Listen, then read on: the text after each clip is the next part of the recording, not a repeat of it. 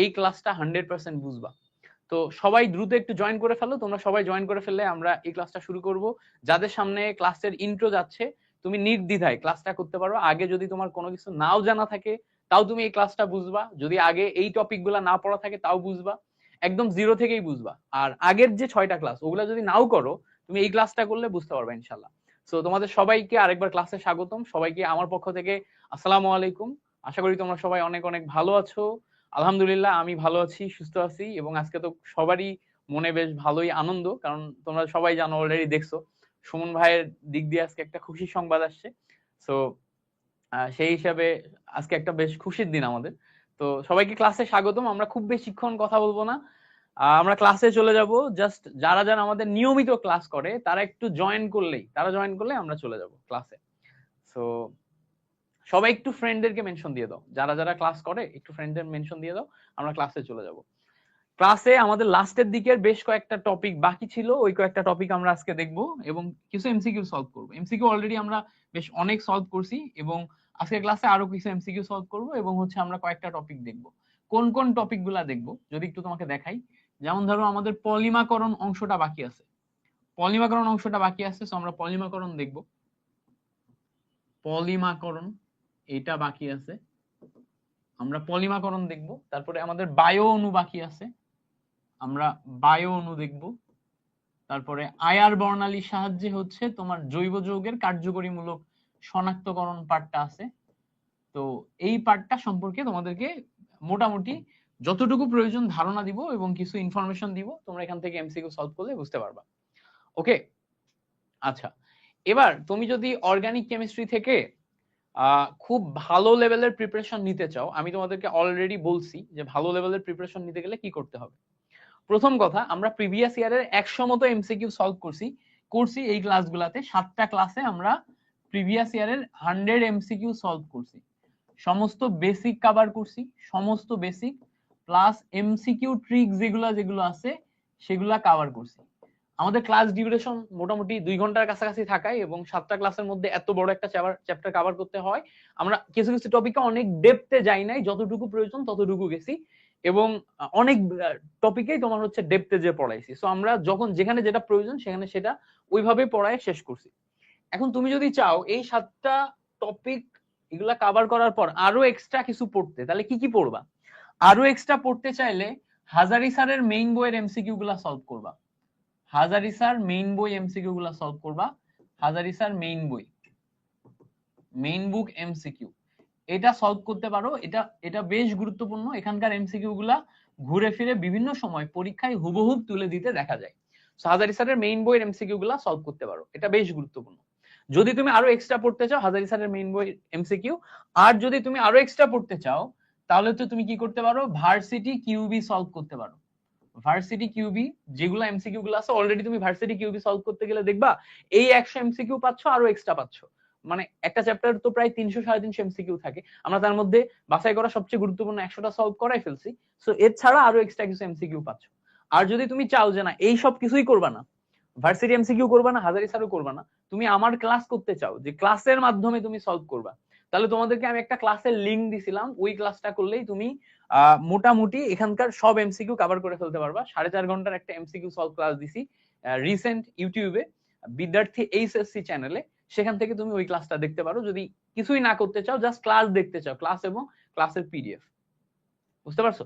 আচ্ছা, এটা হচ্ছে এক্সট্রা। আর যদি এইসব কিছু না করতে চাও, জাস্ট 7টা লেকচার কভার করতে চাও, তাহলে 7টা লেকচার তুমি 5 থেকে 6 বার রিভিশন দিবা, 5 থেকে 6 বার রিভাইজ দিবা, তাহলেই তোমার 5 থেকে 6 বার রিভাইজ দিলেই তোমার কভার হয়ে যাবে, তোমার এত কিছুই লাগবে না। তোমার 6-7টা এমসিকিউ তো কমন পাইতে হবে, ওই 6-7টা এমসিকিউ তুমি এই লেকচারগুলো 5 থেকে 6 বার রিভিশন দিলেই কভার হচ্ছে। তোমাদের যেটা প্রবলেম হয় সেটা হচ্ছে তোমরা প্র্যাকটিস কম করো, এই জন্য তোমাদের সবচেয়ে বড় প্রবলেমটা হয়। তো আসো আমরা আজকের ক্লাসে প্রথমেই আসবো। আজকে আমরা প্রথমেই আসবো হচ্ছে পেপটাইড বন্ধনে। Peptide Bandhan one of the most important একটা টপিক, এই টপিকটা আমরা একটু দেখবো, পেপটাইড বন্ধন থেকে কি কি আমাদের পড়তে হবে। পেপটাইড বন্ধন এইটা শিখতে গেলে আমাদের প্রথমেই ধারণা থাকা লাগবে হচ্ছে অ্যামাইনো অ্যাসিড সম্পর্কে। কি সম্পর্কে? Amino acid. সো প্রথমেই হেডলাইন দাও অ্যামাইনো অ্যাসিড। ভাই অ্যামাইনো অ্যাসিড কি? অ্যামাইনো অ্যাসিড এমন একটা অ্যাসিড যেটার এক সাইডে অ্যামিনো মূলক আছে আর এক সাইডে অ্যাসিড মূলক আছে। তো অ্যামাইনো অ্যাসিড একটা জৈব যৌগ, জৈব যৌগের কার্বন তো নিশ্চিত থাকবে, কার্বন নিশ্চিত থাকলে এবার এই কার্বনের এক সাইডে তোমার অ্যাসিড মূলক থাকবে, আরেক সাইডে হচ্ছে অ্যামিন মূলক থাকবে। তাহলে এক সাইডে অ্যাসিড মূলক দিলাম, আরেক সাইডে অ্যামিন মূলক দিলাম। অ্যামাইনো অ্যাসিডের মাঝখানে যে কার্বন আছে এই কার্বন সংখ্যা বাড়তে পারে, 2 3 4 5 6 ইচ্ছা মতো বাড়তে পারলে, বাড়লে নাম চেঞ্জ হয়ে যাবে। বিভিন্ন প্রকার অ্যামাইনো অ্যাসিড আছে, কার্বন সংখ্যা যত বাড়বে তত হচ্ছে নাম চেঞ্জ হয়ে যাবে। এই অ্যামাইনো অ্যাসিডের যে বাকি কার্বনের দুইটা হাত আছে, এক হাতে আর গ্রুপ বসতে পারে, আরেক হাতে হাইড্রোজেন বসতে পারে, এরকম পার্শ্ব শিকলের মাধ্যমেও অ্যামাইনো অ্যাসিড চেঞ্জ হয়। অ্যামাইনো অ্যাসিডের বিভিন্ন শ্রেণী আছে, এটা হচ্ছে সবচেয়ে কমন একটা স্ট্রাকচার, যেই স্ট্রাকচার দ্বারা বোঝাচ্ছে এক হাতে আর আছে, এক হাতে NH2 আছে, আর এক হাতে হচ্ছে COOH আছে। এটা হচ্ছে অ্যামাইনো অ্যাসিডের সবচেয়ে কমন একটা স্ট্রাকচার। তাহলে এটা কি? এটা হচ্ছে অ্যামাইনো অ্যাসিড।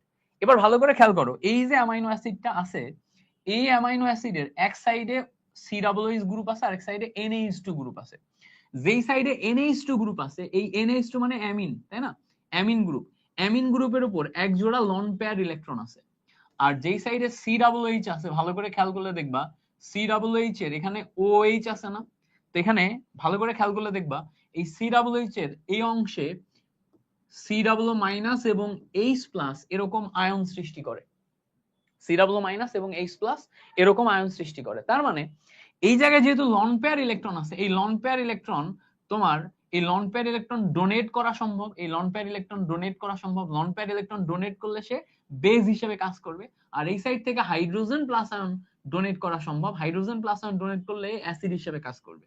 তাহলে একই যৌগের মধ্যে এক সাইড ক্ষার হিসেবে কাজ করে, এক সাইড হচ্ছে অম্ল হিসেবে কাজ করে। এক সাইড কি? এক সাইড হচ্ছে তোমার ক্ষার হিসেবে কাজ করে, কারণ সে হাইড্রোজেন প্লাস আয়ন নিতে পারে, এই লন পেয়ার ইলেকট্রনের কারণে হাইড্রোজেন প্লাস আয়ন নিতে পারে। আরেক সাইড তোমার হাইড্রোজেন প্লাস আয়ন ডোনেট করার কারণে সে অম্ল হিসেবে কাজ করে। তাহলে অ্যামাইনো অ্যাসিড একই সাথে এক সাইড অম্ল, এক সাইড ক্ষার। এবার খেয়াল করো, যদি এই হাইড্রোজেন প্লাস আয়ন ছেড়ে দেয় আর সেটা যদি এই অ্যামোনিয়া গ্রহণ করে, অ্যামোনিয়া গ্রহণ করলে এখানে NH3+ আয়নে রূপান্তর হয়, NH3+ আয়নে রূপান্তর হয়। অ্যামোনিয়া গ্রহণ করলে NH3+ আয়নে রূপান্তর হয়। খেয়াল করো, CH নিচে হচ্ছে আমার R, এই সাইডে COO-।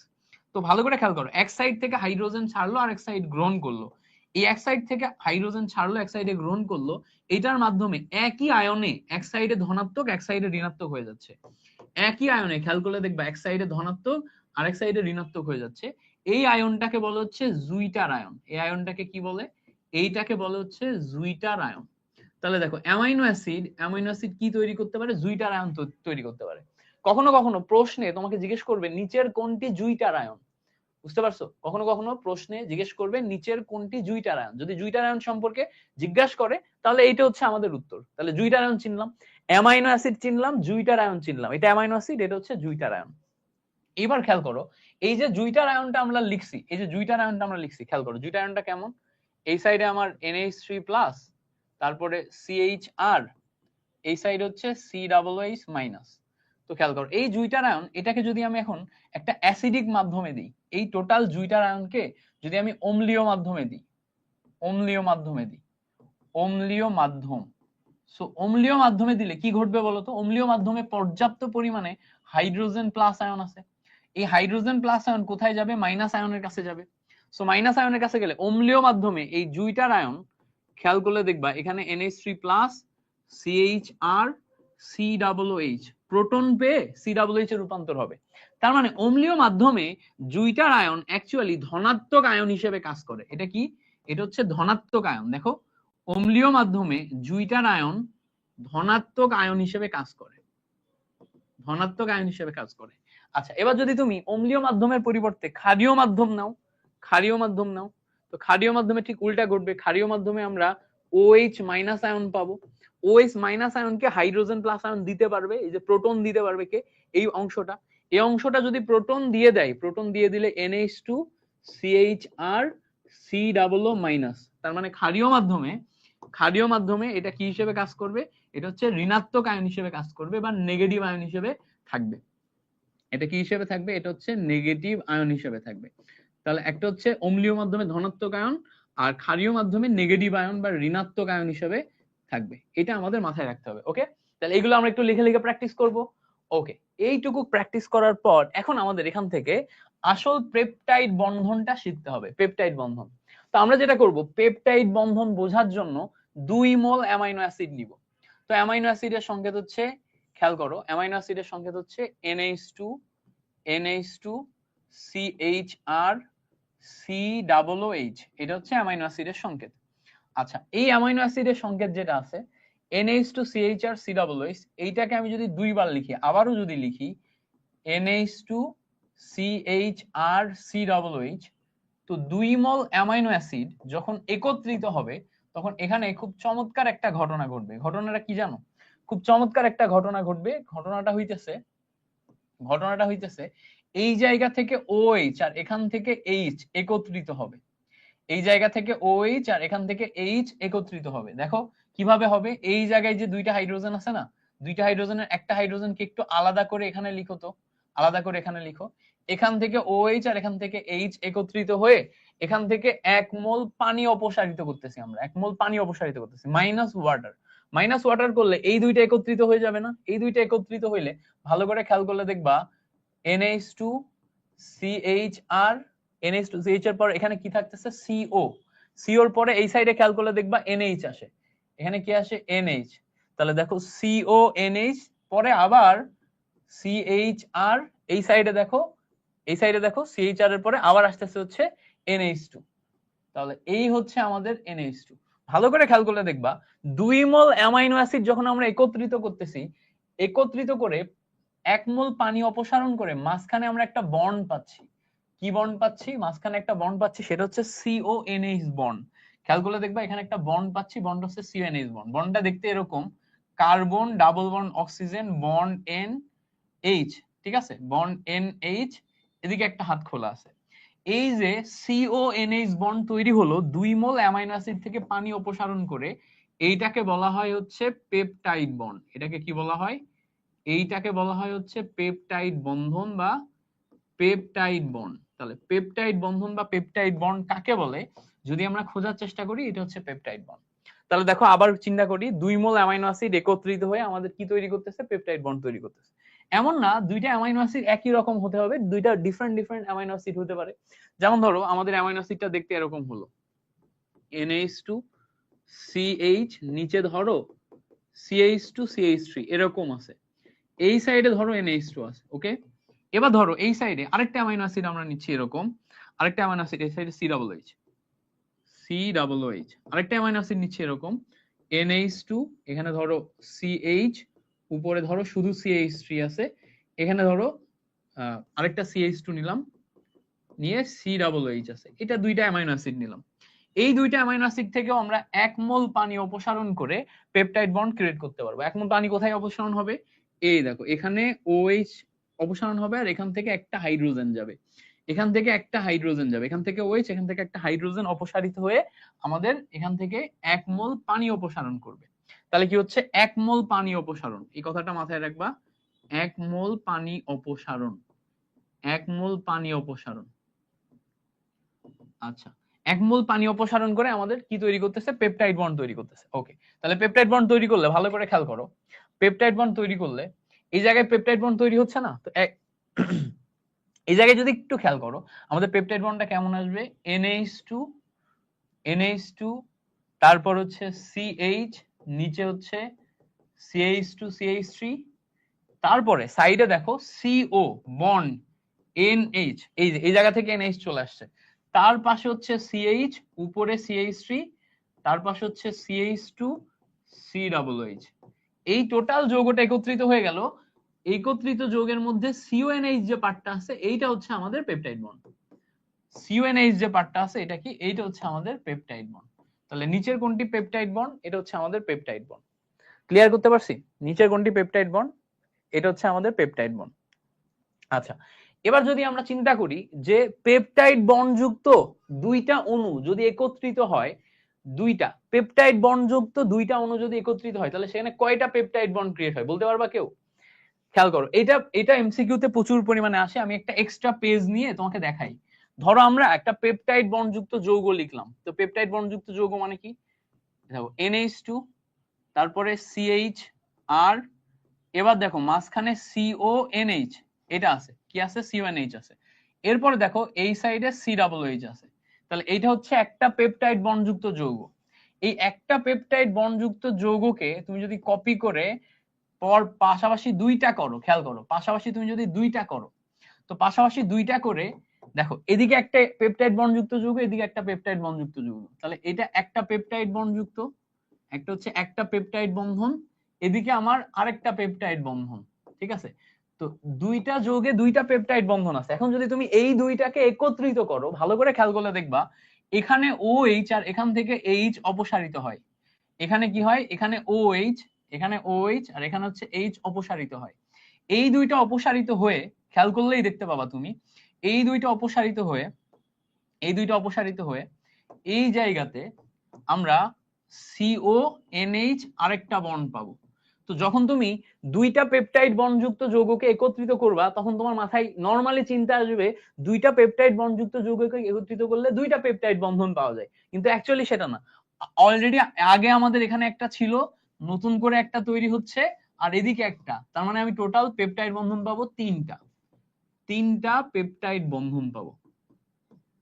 ঠিক আছে? এটা এমসিকিউতে প্রচুর আসে, এটা এমসিকিউতে প্রচুর আসে যে দুইটা পেপটাইড বন্ধনযুক্ত যৌগকে একত্রিত করলে কয়টা পেপটাইড বন্ধন পাওয়া যায়? উত্তর হচ্ছে তিনটা। এটা মাথায় রাখবা।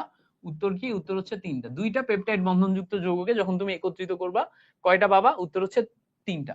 আচ্ছা, এটা আমি তারপরও একটু এক লাইনে দেখাই দিই। এক লাইনে দেখাইলে তোমার জন্য ক্লিয়ারিটি বাড়বে। একটু দেখাই, এক লাইনে দেখাই দিই। এক লাইনে দেখালে তোমার জন্য ক্লিয়ারিটি বাড়বে। আচ্ছা, এখানে এই নিলাম, এইটাকে আরেকবার এখানে নিলাম।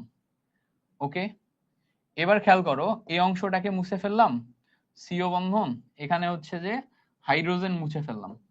মুছে ফেলার পরে এই অংশটাকে একত্রিত করে দিলাম, এই দেখো এখন CONH হয়ে গেছে। তাহলে এখন যদি খেয়াল করো, এখানে একটা CONH, এখানে একটা CONH আর এখানে একটা CONH, মোট মিলে তিনটা পাচ্ছি আমি।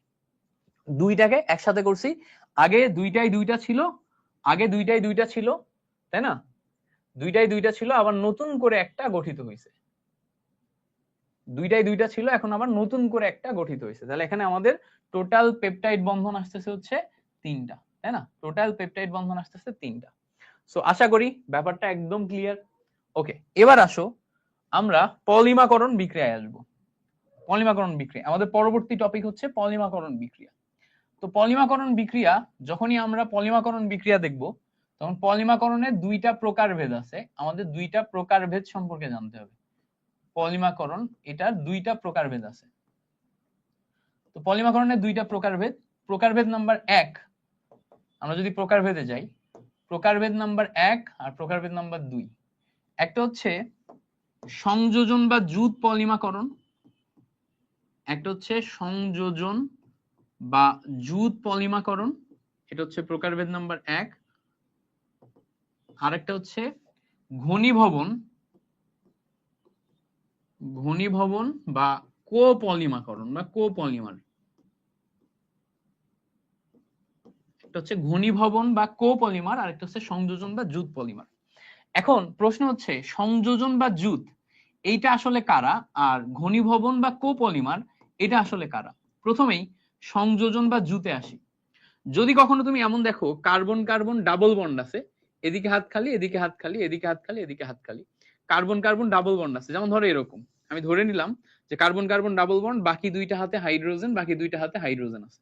এখন ব্যাপার হচ্ছে এরকম, ডাবল বন্ড থাকলে একটা হচ্ছে তোমার সিগমা বন্ড, আরেকটা হচ্ছে তোমার পাই বন্ড। তো পাই বন্ড যেটা সেটা হচ্ছে দুর্বল বন্ড, পাই বন্ড যেটা সেটা হচ্ছে দুর্বল বন্ড। ওকে, সো দুর্বল বন্ড হচ্ছে পাই বন্ড, দুর্বল বন্ডকে, দুর্বল বন্ড হচ্ছে আমাদের পাই বন্ড। এই পাই বন্ড যেটা দুর্বল, এটা ভেঙে যায়। এটা ভেঙে যে ঘটনা এরকম ঘটবে, এটা ভেঙে যে, এটা ভেঙে যে এই পাই বন্ডগুলার এই সাইডে হাত ওপেন হবে, এই সাইডে হাত ওপেন হবে।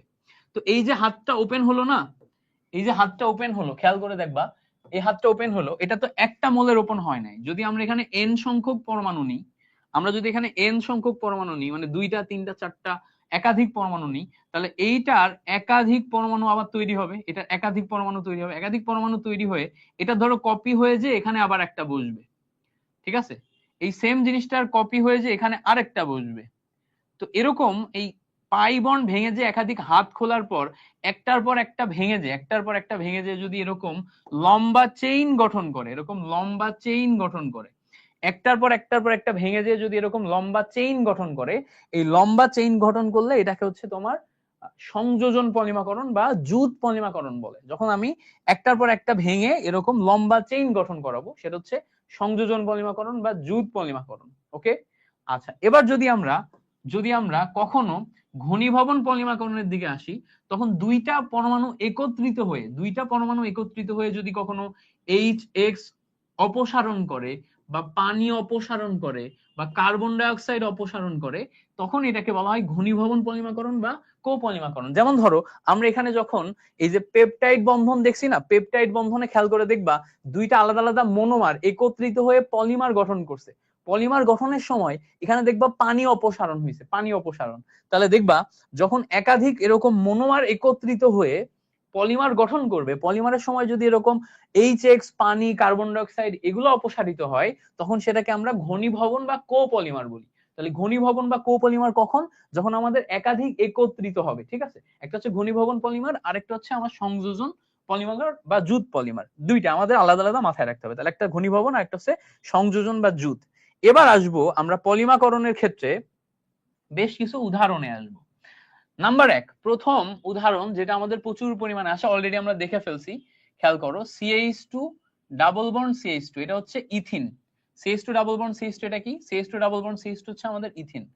CH2 ডাবল বন্ড, আরে এরকম লেখা হচ্ছে কেন? CH2 ডাবল বন্ড CH2 এটা হচ্ছে ইথিন। ইথিনকে যদি আমরা পলিমাকরণ করতে চাই, তো পলিমাকরণ করার আমাদের দুইটা প্রসেস, এর মধ্যে একটা আমরা মনে রাখবো, সেটা হচ্ছে উচ্চ চাপ পদ্ধতি। তো তুমি যদি এই ইথিনকে উচ্চ চাপ আর উচ্চ তাপ দাও, হ্যাঁ, উচ্চ চাপ আর উচ্চ তাপ দাও, তখন এইটা পলিমাকরণ করার জন্য সামান্য পরিমাণ অক্সিজেন প্রভাবক নিবে। সামান্য অক্সিজেন প্রভাবকের উপস্থিতিতে উচ্চ চাপ উচ্চ তাপমাত্রায় ইথিন ভেঙে যাবে। ইথিন কি হবে? ইথিনের এই পাই বন্ড ভেঙে যাবে। পাই বন্ড ভেঙে যে দুই দিকে হাত খুলবে, খুলে এ লম্বা পলিমার চেইন গঠন করবে। এই সাইডে যখন ছিল তখন এটার নাম ছিল ইথিন। খেয়াল করো, এই সাইডে নাম যখন ছিল তখন এটার নাম ছিল ইথিন। ওই সাইডে যেহেতু পলি যৌগ গঠন হয়ে গেছে, এই জন্য নামের আগে কি আসবে? পলি। তো এটা তখন হবে হচ্ছে পলি ইথিন বা পলিথিন। ঠিক আছে, আমরা যে পলিথিন ব্যাগ ইউজ করি না, আমরা যে সমস্ত পলিথিন ব্যাগ ইউজ করি, পলিথিন ব্যাগগুলা ইথিন থেকে পলিথিন। তোমরা যারা একটু অধিক আগ্রহী, তোমরা একটু বই থেকে প্রত্যেকটা পলিমারের ব্যবহারটা নোট করতে পারো। প্রত্যেকটা পলিমারের ব্যবহারটা নোট করতে পারো। এটা আমারও মনে থাকে না, মানে ধরো যে কোনটার কি ব্যবহার এটা আমারও মনে থাকে না। আমি এমসিকিউ প্র্যাকটিস করতে যে এগুলো মনে রাখার চেষ্টা করি। যারা আরেকটু পড়তে আগ্রহী এটা সম্পর্কে, তারা ইথিন থেকে পলিথিন তৈরি হয়েছে, পলিথিন যেটা আছে, পলিইথিন যেটা আছে, এই পলিইথিনের ব্যবহারটা যে কয়টা ব্যবহার, যেমন পলি ব্যাগ তৈরিতে, তারপরে গ্রোসারির যে সমস্ত ব্যাগ আছে এগুলা তৈরিতে, আর কি কি ব্যবহার আছে সেই ব্যবহারগুলো একটু নোট করে নিতে পারো। আচ্ছা, এবার আসো আমরা 2 নাম্বার বিক্রিয়ার দিকে যাই। ইথিনের পর আমরা যদি প্রোপিন নিই, প্রোপিন মানে কি? প্রোপিন মানে হচ্ছে, খেয়াল করো, CH3 CH double bond CH2, এটাকে বলা হচ্ছে প্রোপিন। এটাকে কি বলে? প্রোপিন। এই প্রোপিনকে আমরা যখন পলিমাকরণ বিক্রিয়া করাবো, তখন এখানেও আমাদের ডেফিনেটলি প্রভাবকের প্রয়োজন হবে।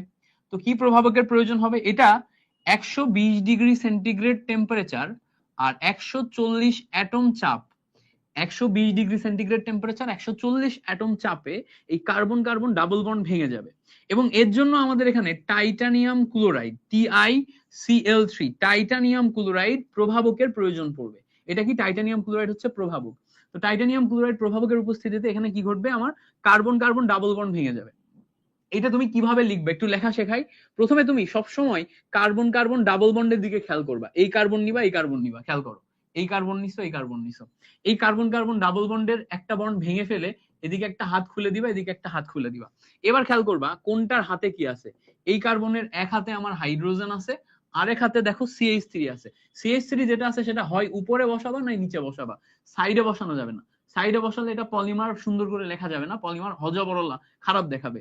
আচ্ছা, অন্য হাতে আমার দুইটা হাইড্রোজেন আছে, এখানে দুইটা হাইড্রোজেন বসাও। তাহলে দেখো এই কার্বন কার্বন দ্বিবন্ধন ছিল না, দ্বিবন্ধনের পাই বন্ধন ভেঙে যে এদিকে একটা হাত খুলছে এদিকে একটা হাত খুলছে, এই এখন পলিমার যৌগ এইভাবে repeat repeat repeat repeat polymer যৌগ গঠন করতে পারবে। সেই পলিমারকে আমরা রিপিট রিপিট না লিখে এইভাবে লিখবো যে এখানে যদি আমার এন সংখ্যক মনোমার থাকে তাহলে পলিথিন তৈরি হয়ে এন সংখ্যকের পলিইথিন তৈরি করে। এখানে যদি আমি এন সংখ্যক মনোমার নিই রিপিট রিপিট করে করে এখানে এন সংখ্যকে আমার পলিইথিন গঠন করে, তাহলে ইথিন থেকে আমরা কি পাইলাম, ইথিন থেকে আমরা পলিথিন পাইলাম। ক্লিয়ার করতে পারছি? তাহলে আমাদের ছিল প্রথমে ইথিন, ইথিন থেকে তৈরি করছে হচ্ছে পলিথিন। ওকে, এবার আসো আমাদের পরবর্তী যেটা পরবর্তী বিক্রিয়া 3 নাম্বার বিক্রিয়া, এটার দিকে তাকাই। এইটাকে বলা হচ্ছে পিভিসি তৈরি। পিভিসি, পিভিসি এর পূর্ণরূপ হচ্ছে পলিভিনাইল ক্লোরাইড।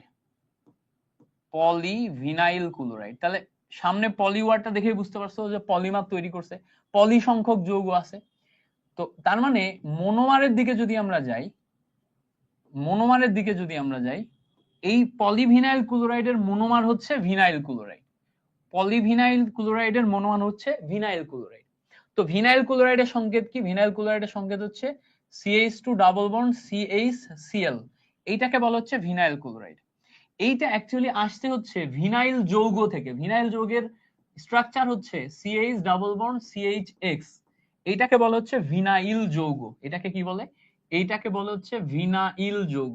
এটার নাম হচ্ছে ভিনাইল যৌগ। লিখে লিখে প্র্যাকটিস করবা যাতে একদম মনে থাকে। এটার নাম ভিনাইল যৌগ। ভিনাইল যৌগের এই X থেকে আমরা ক্লোরিন বসাইলে এটা হচ্ছে ভিনাইল ক্লোরাইড। X এর জায়গায় যদি আমি ব্রোমিন বসাই ভিনাইল ব্রোমাইড, ভিনাইল আয়োডাইড, এরকম নাম হয়। ঠিক আছে, তো এটা হচ্ছে আমাদের ভিনাইল যৌগ।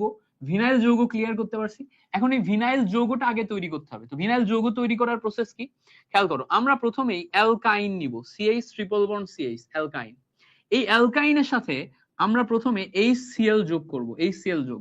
এখন HCl যোগ করলে মানে অ্যালকাইনের সাথে হাইড্রোক্লোরিক অ্যাসিড যোগ করলে এটা স্বাভাবিকভাবে তো বিক্রিয়া হবে না, এখানে প্রভাবক লাগবে। তো তুমি 160 ডিগ্রি সেন্টিগ্রেড টেম্পারেচার থেকে 250 ডিগ্রি সেন্টিগ্রেড টেম্পারেচার, এই রেঞ্জে তুমি যদি তাপ দাও এবং এখানে মার্কিউরিক ক্লোরাইডের উপস্থিতিতে, মানে মার্কিউরিক ক্লোরাইড হচ্ছে প্রভাবক, এটার উপস্থিতিতে বিক্রিয়া করাও, তাহলে এখানে পাই বন্ড ভেঙে যে একটা হাইড্রোজেন এদিকে বসবে, একটা হাইড্রোজেন এদিকে বসবে আর একটা ক্লোরিন এদিকে বসবে, এই তৈরি করলে হচ্ছে তোমার ভিনাইল ক্লোরাইড।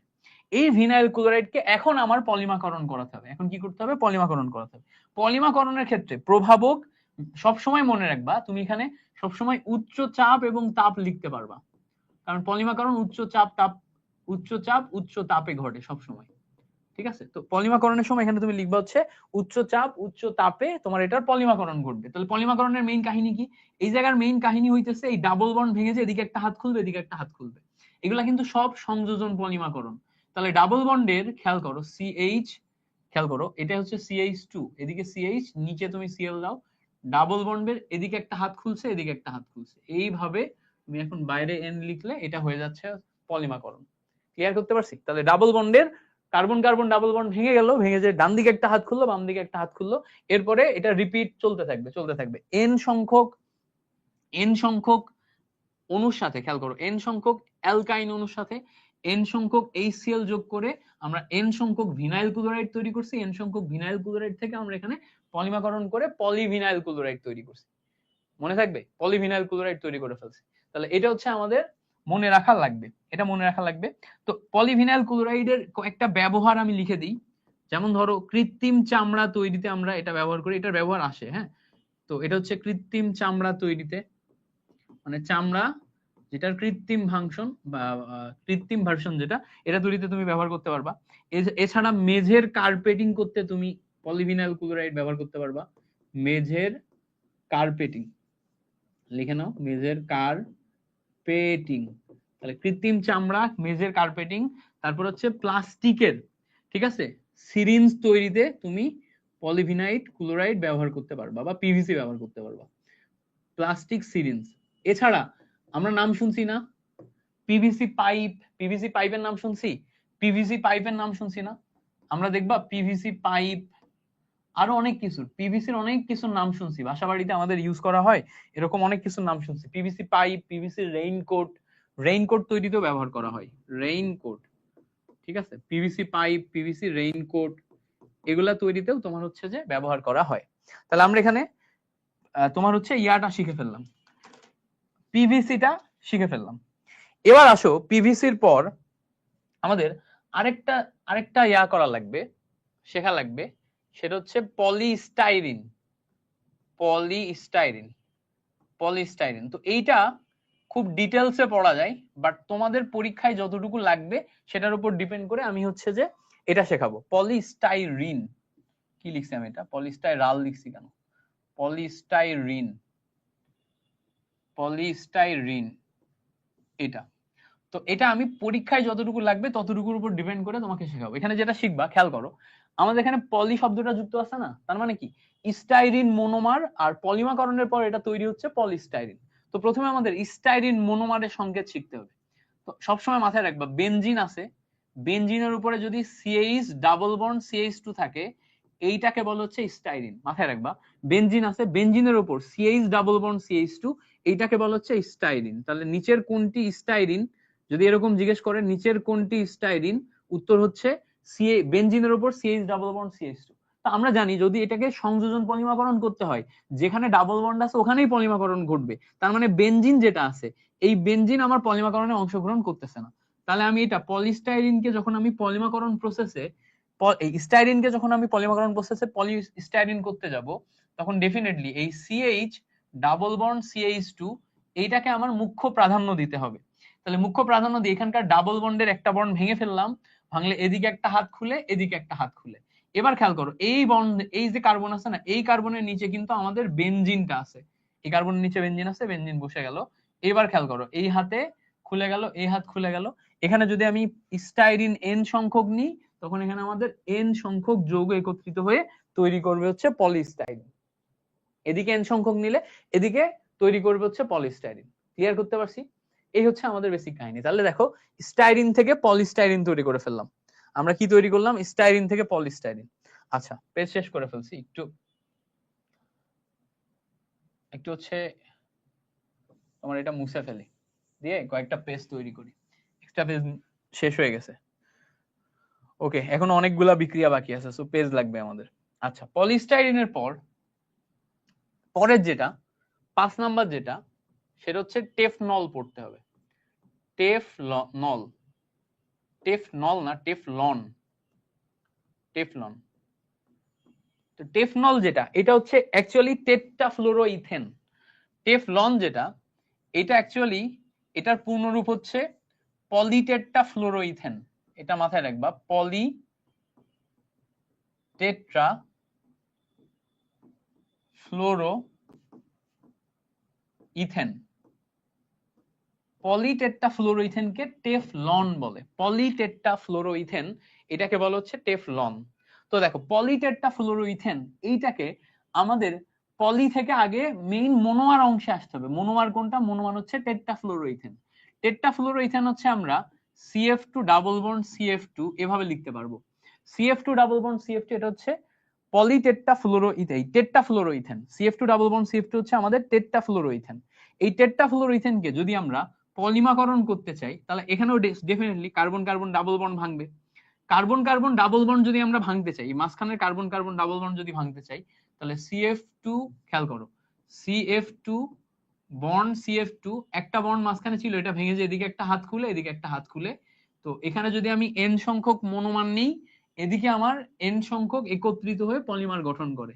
এই পলিমাকরণ প্রক্রিয়ায় আমরা আয়রন সালফেট এবং হাইড্রোজেন পারক্সাইড ব্যবহার করি।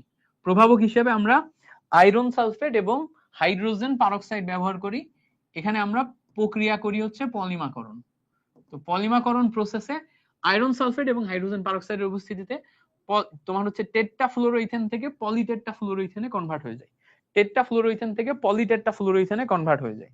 ওকে, তো পলিটেট্রাফ্লোরোইথেনের বেশ কিছু বৈশিষ্ট্য আছে। বৈশিষ্ট্যগুলা কি?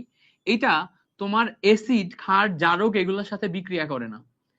পলিটেট্রাফ্লোরোইথেন বা টেফনল এটার বৈশিষ্ট্য হচ্ছে এটা অ্যাসিড, ক্ষার কিংবা হচ্ছে জারক এই টাইপের যে সমস্ত দ্রবণ আছে এগুলোর সাথে বিক্রিয়া করে না। অ্যাসিড, ক্ষার, জারকে বিক্রিয়া করে না।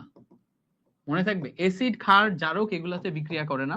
এবার মাথায় রাখবা এটা হচ্ছে তাপ ও বিদ্যুৎ অপরিবাহী। এটা তাপ, তারপর হচ্ছে বিদ্যুৎ, এগুলো হচ্ছে অপরিবাহী।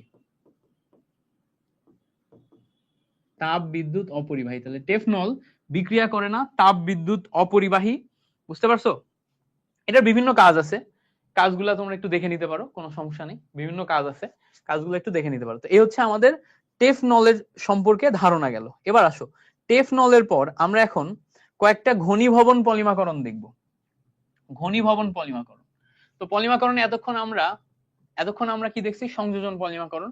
এখন আমরা কয়েকটা ঘনীভবন পলিমাকরণ দেখব। ঘনীভবন পলিমাকরণ। ঘনীভবন পলিমাকরণে আমাদের প্রথম যে ঘনীভবন পলিমাকরণটা আমাদের কাজে লাগবে সেটা হচ্ছে ব্যাকেলাইটের সংকেত। ব্যাকেলাইট প্রথম যেটা কাজে লাগবে সেটা হচ্ছে ব্যাকেলাইট। ব্যাকেলাইটটা আসতে দেখা যায়। ব্যাকেলাইটে কি আসে খেয়াল করো, যখন তোমার ব্যাকেলাইট আসবে প্রথম প্রশ্ন এরকম আসে, ব্যাকেলাইট তৈরিতে নিচের কোনটি ব্যবহার করা হয়? নিচের কোনটি ব্যবহার করে ব্যাকেলাইট তৈরি করা হয়? উত্তর হচ্ছে ব্যাকেলাইট তৈরিতে আমরা ফেনল ব্যবহার করি। ফেনল ব্যবহার করি, বেনজিনের উপর OH, এবং হচ্ছে তোমার হচ্ছে HCHO মিথানেল। ফেনল এবং মিথানেল। খেয়াল করো, আমরা ব্যাকেলাইট তৈরিতে ব্যবহার করি হচ্ছে ফেনল এবং মিথানেল। এই দুইটা ব্যবহার করে আমরা ব্যাকেলাইট তৈরি করি। তো ব্যাকেলাইট তৈরির বিক্রিয়ায় ফেনল এবং মিথানল মিলে আমাদের এখানে পলিমাকরণ ঘটবে। কি ঘটবে? পলিমাকরণ ঘটবে। তো এই পলিমাকরণে, এটা যেহেতু ঘনীভবন পলিমাকরণ, এই দুইটা থেকে পানি অপসারিত হবে। কি অপসারিত হবে? পানি, মাইনাস ওয়াটার, পানি অপসারিত হবে।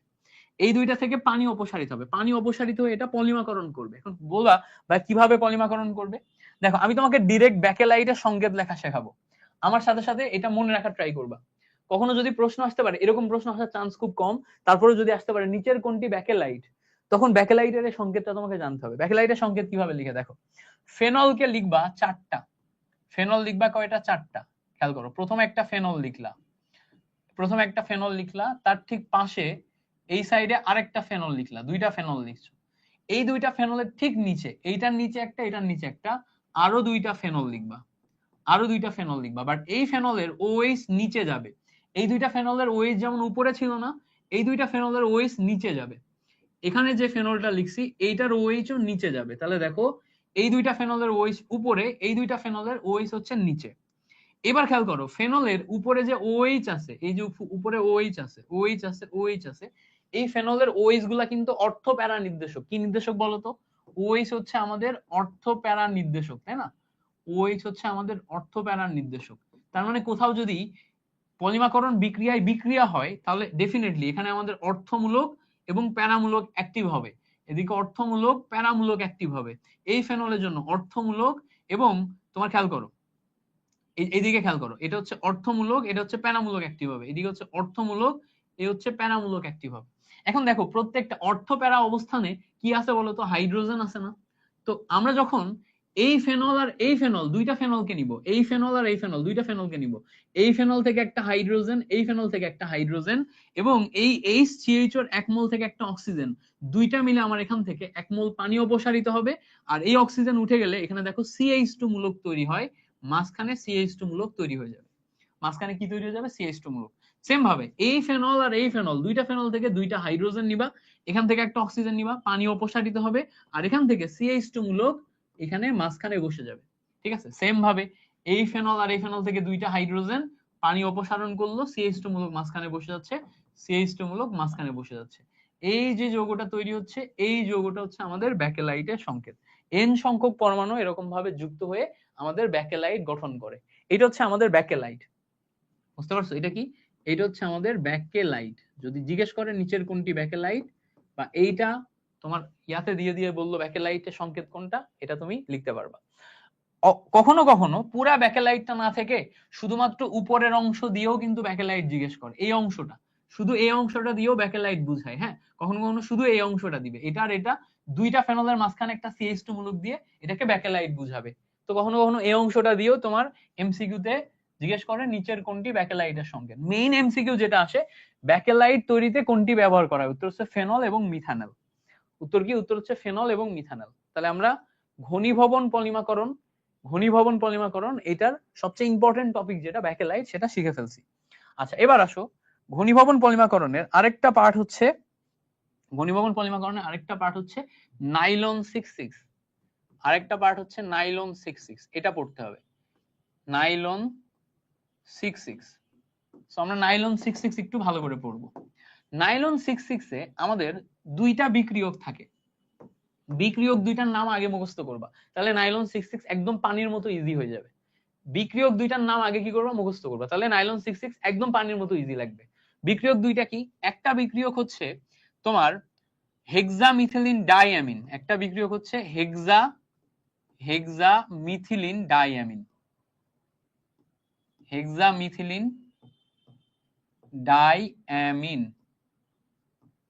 আরেকটা হচ্ছে অ্যাডিপিক অ্যাসিড, আরেকটা কি, আরেকটা হচ্ছে অ্যাডিপিক অ্যাসিড। তাহলে একটা হচ্ছে হেক্সামিথিলিন ডাইঅ্যামিন, আরেকটা হচ্ছে অ্যাডিপিক অ্যাসিড। আচ্ছা এবার দেখো এখানে কিন্তু বলেই দেয়া আছে হেক্সামিথিলিন ডাইঅ্যামিন। ডাইঅ্যামিন মানে কি, ডাইঅ্যামিন মানে অ্যামিনোমূলক দুইটা। তো অ্যামিনোমূলক দুইটা হলে এদিকে একটা NH2 বসবে, এদিকে একটা NH2 বসবে।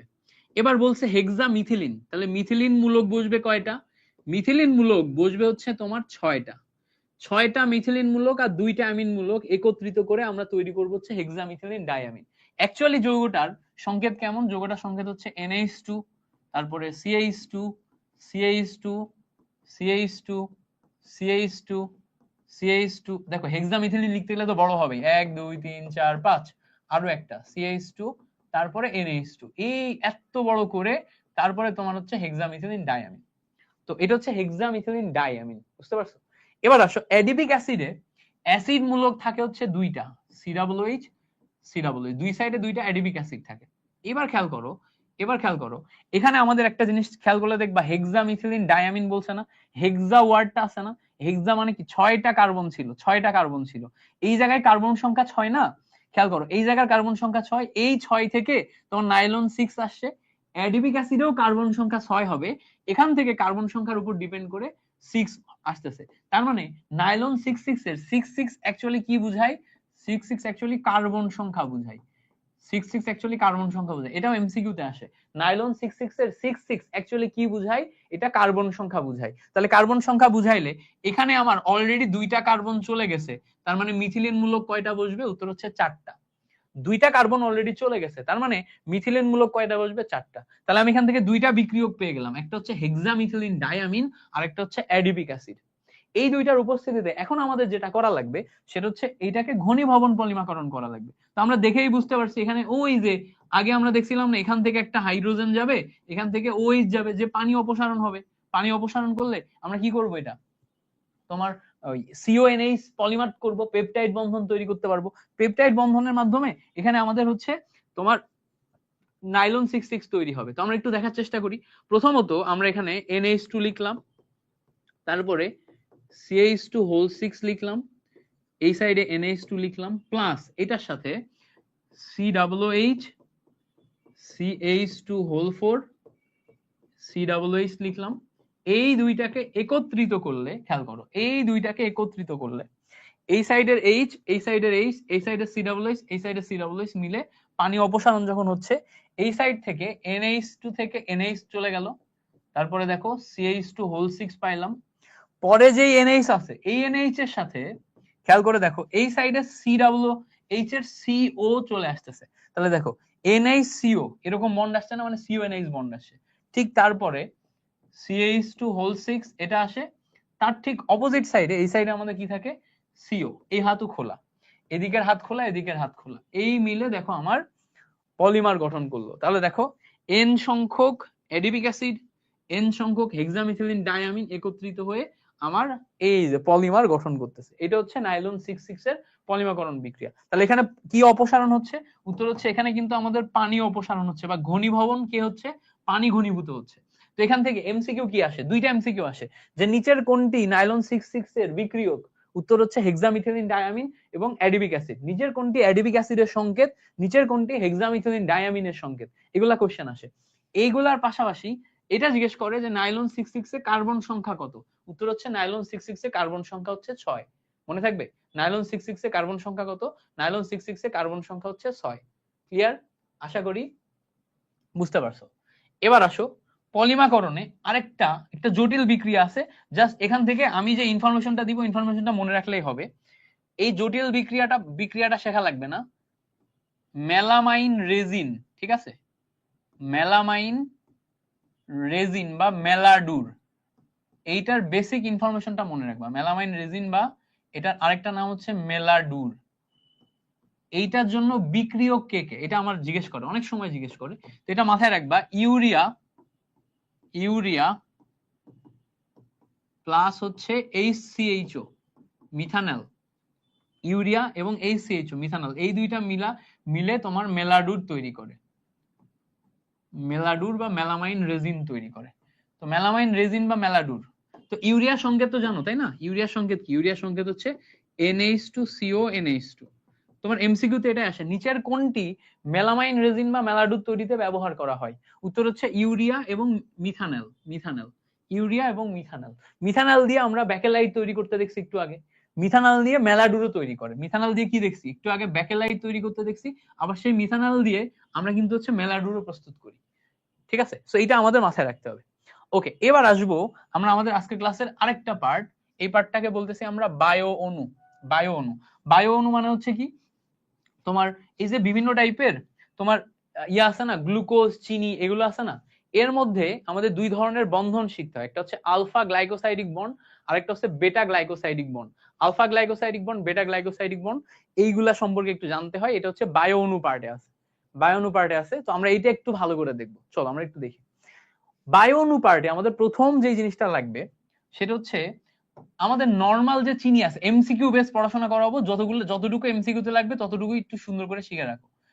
আমাদের কাছে চিনি যেগুলো আছে, চিনি বা সুগার, আমাদের কাছে চিনি বা সুগার যেগুলো আছে, এই চিনি বা সুগার দুই প্রকার, মাথায় রাখবা। চিনি বা সুগার দুই প্রকার। কি কি? একটা হচ্ছে এই চিনি বা সুগারের একটা প্রকারভেদ হচ্ছে তোমার বিজারক চিনি,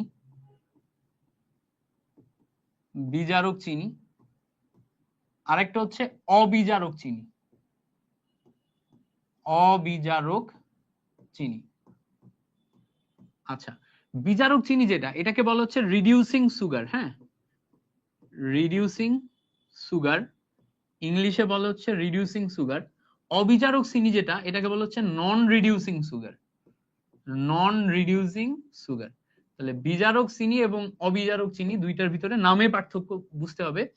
বিজারক চিনি যেটা, এটাকে বলে রিডিউসিং সুগার। অবিজারক চিনি যেটা, এটাকে বলা হচ্ছে নন রিডিউসিং সুগার।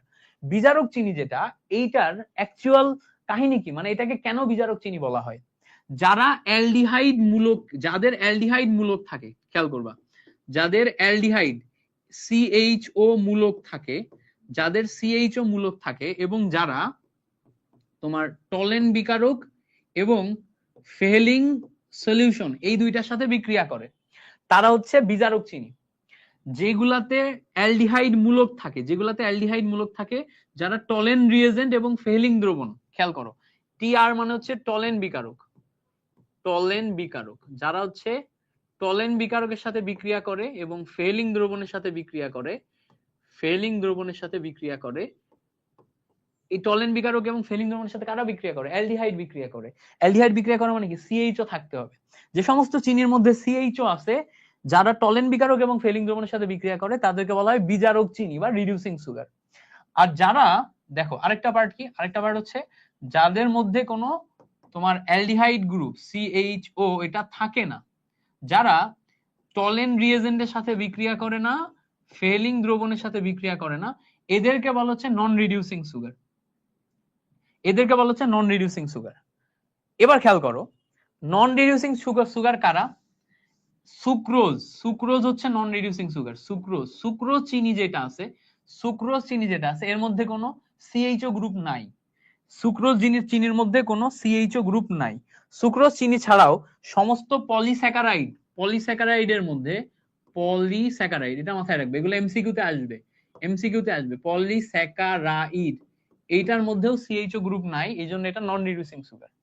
আচ্ছা, তার মানে সুক্রোজ চিনি ছাড়া, এছাড়া যে সমস্ত তোমার মনোস্যাকারাইড এবং ডাইস্যাকারাইড আছে, সুক্রোজ ছাড়া যত মনোস্যাকারাইড আছে, যত ডাইস্যাকারাইড আছে, সবগুলাতেই তোমার হচ্ছে ডাইস্যাকারাইড এবং মনোস্যাকারাইড যারা আছে এদের মধ্যে তোমার কি আছে বলতো, এদের মধ্যে সিএইচও গ্রুপ আছে। সিএইচও গ্রুপ থাকলে তারা বিজারক চিনি। যেমন ধরো গ্লুকোজ, গ্লুকোজে তোমার সিএইচও গ্রুপ আছে, মানে এটা হচ্ছে বিজারক চিনি। তারপর ধরো হচ্ছে ফ্রুক্টোজ গ্রুপের মধ্যেও তোমার হচ্ছে সিএইচও গ্রুপ আছে, এটা হচ্ছে বিজারক চিনি। তো সিএইচও গ্রুপ যাদের মধ্যে আছে গ্লুকোজ, ফ্রুক্টোজ, এগুলো হচ্ছে বিজারক চিনি। আর যেখানে তোমার সিএইচও গ্রুপ নাই সেগুলো হচ্ছে অবিজারক চিনি বা হচ্ছে নন রিডিউসিং সুগার। এটা আমাদের মাথায় রাখতে হবে। ওকে, তাহলে বিজারক চিনি, নন বিজারক চিনি, এটা থেকে যে এমসিকিউ আসবে সেটা আমরা ক্লিয়ার করে ফেলছি। এবার খেয়াল করো, এবার বায়ু অণুর মধ্যে আমাদেরকে প্রথম যে জিনিসটা পড়া লাগবে সেটা হচ্ছে আলফা গ্লাইকোসাইডিক বন্ড। এটা খুবই important, alpha glycosidic bond, glycosidic bond, alpha glycosidic bond বা আলফা গ্লাইকোসাইডিক বন্ধন, এটা খুব ইম্পর্টেন্ট, এটা জানা লাগবে। এখান থেকে একটা এমসিকিউ আসে, আমি ডিটেলসে একটু দেখাই দিব কারণ বোঝার জন্য প্রয়োজন, বাট এমসিকিউ 2 লাইনের।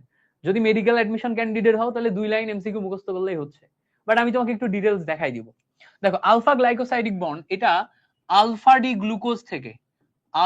গ্লুকোজ থেকে তৈরি হয়। আলফা গ্লাইকোসাইডিক বন্ড হচ্ছে আলফা ডি গ্লুকোজ যেটা আছে এখান থেকে তৈরি হয়। এখন বলবো ভাই আলফা ডি গ্লুকোজ কে? আলফা ডি গ্লুকোজ হচ্ছে, প্রথমে গ্লুকোজ লেখা শিখবা। গ্লুকোজে তোমার 1 2 3 6টা কার্বন থাকে না? এই দেখো 1 2 3, এই মাথার উপরে দিবা অক্সিজেন, এখানে দিবা কার্বন, এখানে দিবা কার্বন। এটা হচ্ছে স্ট্রাকচার লেখার উপায় কি? প্রথমে 4 কোণা ঘর বানাবা, 1 2 3, 3টা কার্বন দিবা, এই কার্বনের উপরে দিবা অক্সিজেন, এই সাইড একটা দিবা কার্বন, এই সাইড একটা দিবা। এবার এদের মধ্যে বন্ধন ক্রিয়েট করো, করলা, দেখো ঘর হয়ে গেল। এবার খেয়াল করো, এই যে অক্সিজেনের পাশে যে কার্বনটা আছে এটা হচ্ছে আমার 1 নাম্বার কার্বন। এই 1 নাম্বার কার্বনের যদি নিচে OH থাকে, এই 1 নাম্বার কার্বনে যদি নিচে OH থাকলে সেটা হচ্ছে আলফা ডি গ্লুকোজ। এটার উপরে OH থাকতে পারে, উপরে OH থাকলে বেটা ডি গ্লুকোজ, নিচে OH থাকলে আলফা ডি গ্লুকোজ। আচ্ছা, নিচে যদি OH থাকে তাহলে উপরে যাবে হচ্ছে H, নিচে যদি OH থাকে তাহলে উপরে যাবে হচ্ছে H। এবার মাথায় রাখবা, এটা 1 নাম্বার কার্বন গেল না, 2 নাম্বার কার্বনে সবসময় OH নিচে থাকে, 2 নাম্বার কার্বনে সবসময় OH নিচে থাকে। 2 নাম্বার কার্বনে OH যদি নিচে হয় আর H যদি উপরে হয়, ঠিক তার পাশের কার্বনে H নিচে OH উপরে, তার পাশের কার্বনে আবার OH নিচে H উপরে। এখানে ভালো করে খেয়াল করবা, এই কার্বনে আমাদের CH2OH থাকে, এই কার্বনে কি থাকে? CH2OH উপরে আর নিচে থাকে H। এই হচ্ছে তোমার টোটাল মিলে গ্লুকোজের সংকেত, যেটার OH নিচে আছে এটাকে বলা হচ্ছে আলফা ডি গ্লুকোজ, যেটার OH নিচে আছে এইটাকে বলা হচ্ছে আলফা ডি গ্লুকোজ। কেন alpha D glucose? Because OH নিচে আছে। এবার আমরা যখনই এখানে আলফা ডি গ্লাইকোসাইডিক বন্ড তৈরি করতে যাব, খেয়াল করবা, এইদিকে খেয়াল করবা, এইটা দিয়ে যদি আমি এখন আলফা ডি গ্লাইকোসাইডিক বন্ড তৈরি করতে যাই, আলফা গ্লাইকোসাইডিক বন্ড তৈরি করতে গেলে আমাদের এই টোটালটার একটা কপি করতে হবে। করো কপি, এই টোটালটার কপি করো, কপি করে এখানে বসাও। খেয়াল করো, আরেকটা কপি করে এখানে বসাইলাম। এবার ঠিক চিন্তা করো, এই জায়গায় এই কার্বনটা ছিল 1 নাম্বার কার্বন, এটা কি ছিল 2 নাম্বার কার্বন, এটা ছিল 3 নাম্বার কার্বন, আর এটা হচ্ছে 4 নাম্বার কার্বন। 4 নাম্বার কার্বনে OH আছে। খেয়াল করো, এদিকের যে কার্বনটা এটা 4 নাম্বার কার্বন, এদিকের কার্বনটা 1 নাম্বার কার্বন। খেয়াল করো, এখানে আমার C1 আছে আর এদিকে আমার C4 আছে।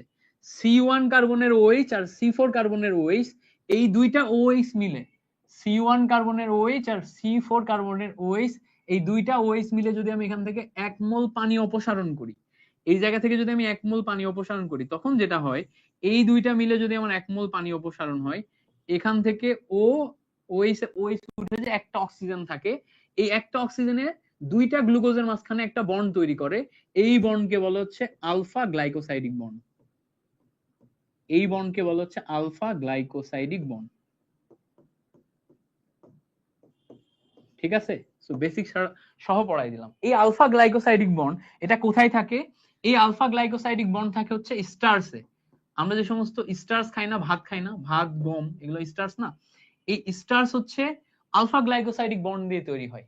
আমাদের মানুষের শরীরে আলফা গ্লাইকোসাইডিক বন্ড ভাঙার জন্য উপযোগী এনজাইম আছে, এই জন্য আমরা ভাত খেয়ে হজম করতে পারি, আমরা স্টার্স খেয়ে হজম করতে পারি। আমরা আলফা গ্লাইকোসাইডিক বন্ডই ভাঙতে পারি, বেটা গ্লাইকোসাইডিক বন্ড ভাঙতে পারি না। তাহলে এটা কি, এটা গেল হচ্ছে আলফা গ্লাইকোসাইডিক বন্ড। তার মানে আলফা গ্লাইকোসাইডিক বন্ড কোথায় থাকে? স্টার্চে। জিজ্ঞেস করবে স্টার্চে নিচের কোন বন্ড থাকে, জিজ্ঞেস করবে এরকম, স্টার্চে স্টার্চে নিচের কোন বন্ড থাকে, নিচের কোন বন্ড থাকে? উত্তর হচ্ছে আলফা গ্লাইকোসাইডিক বন্ড।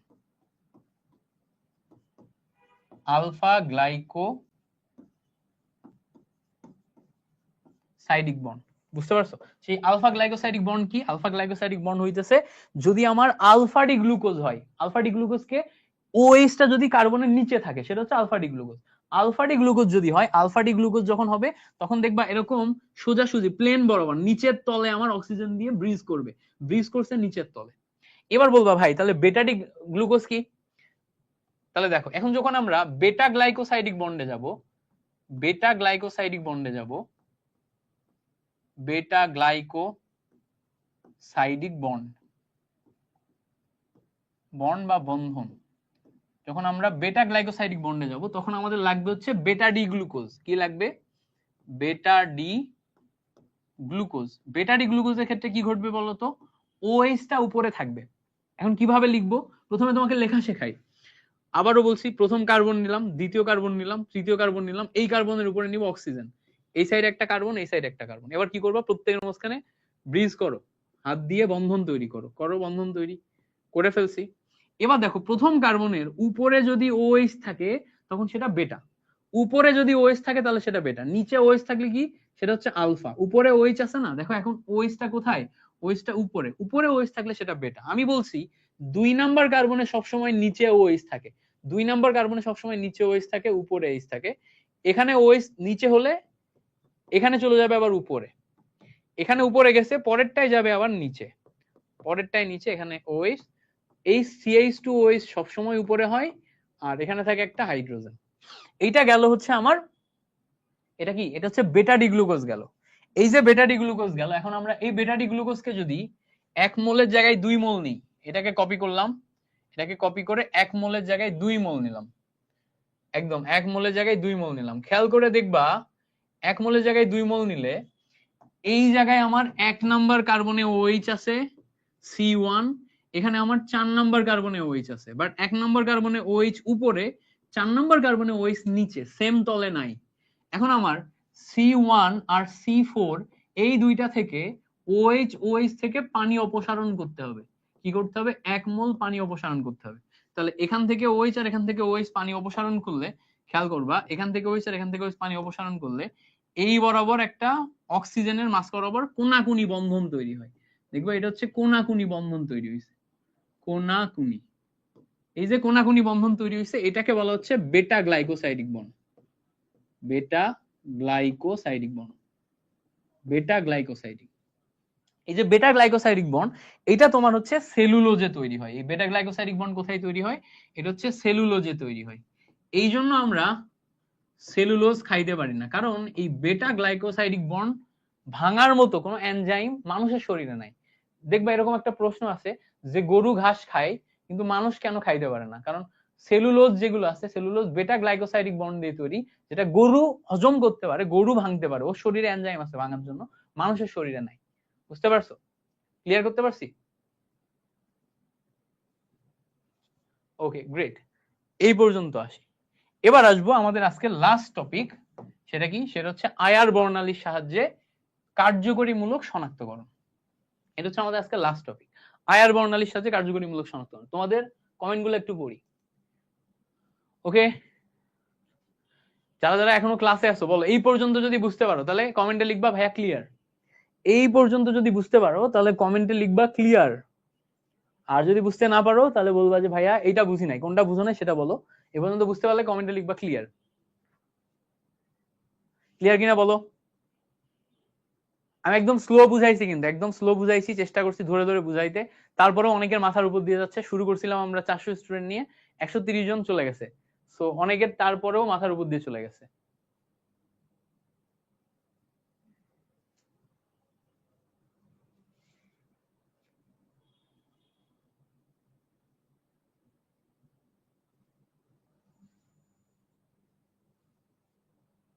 ওকে,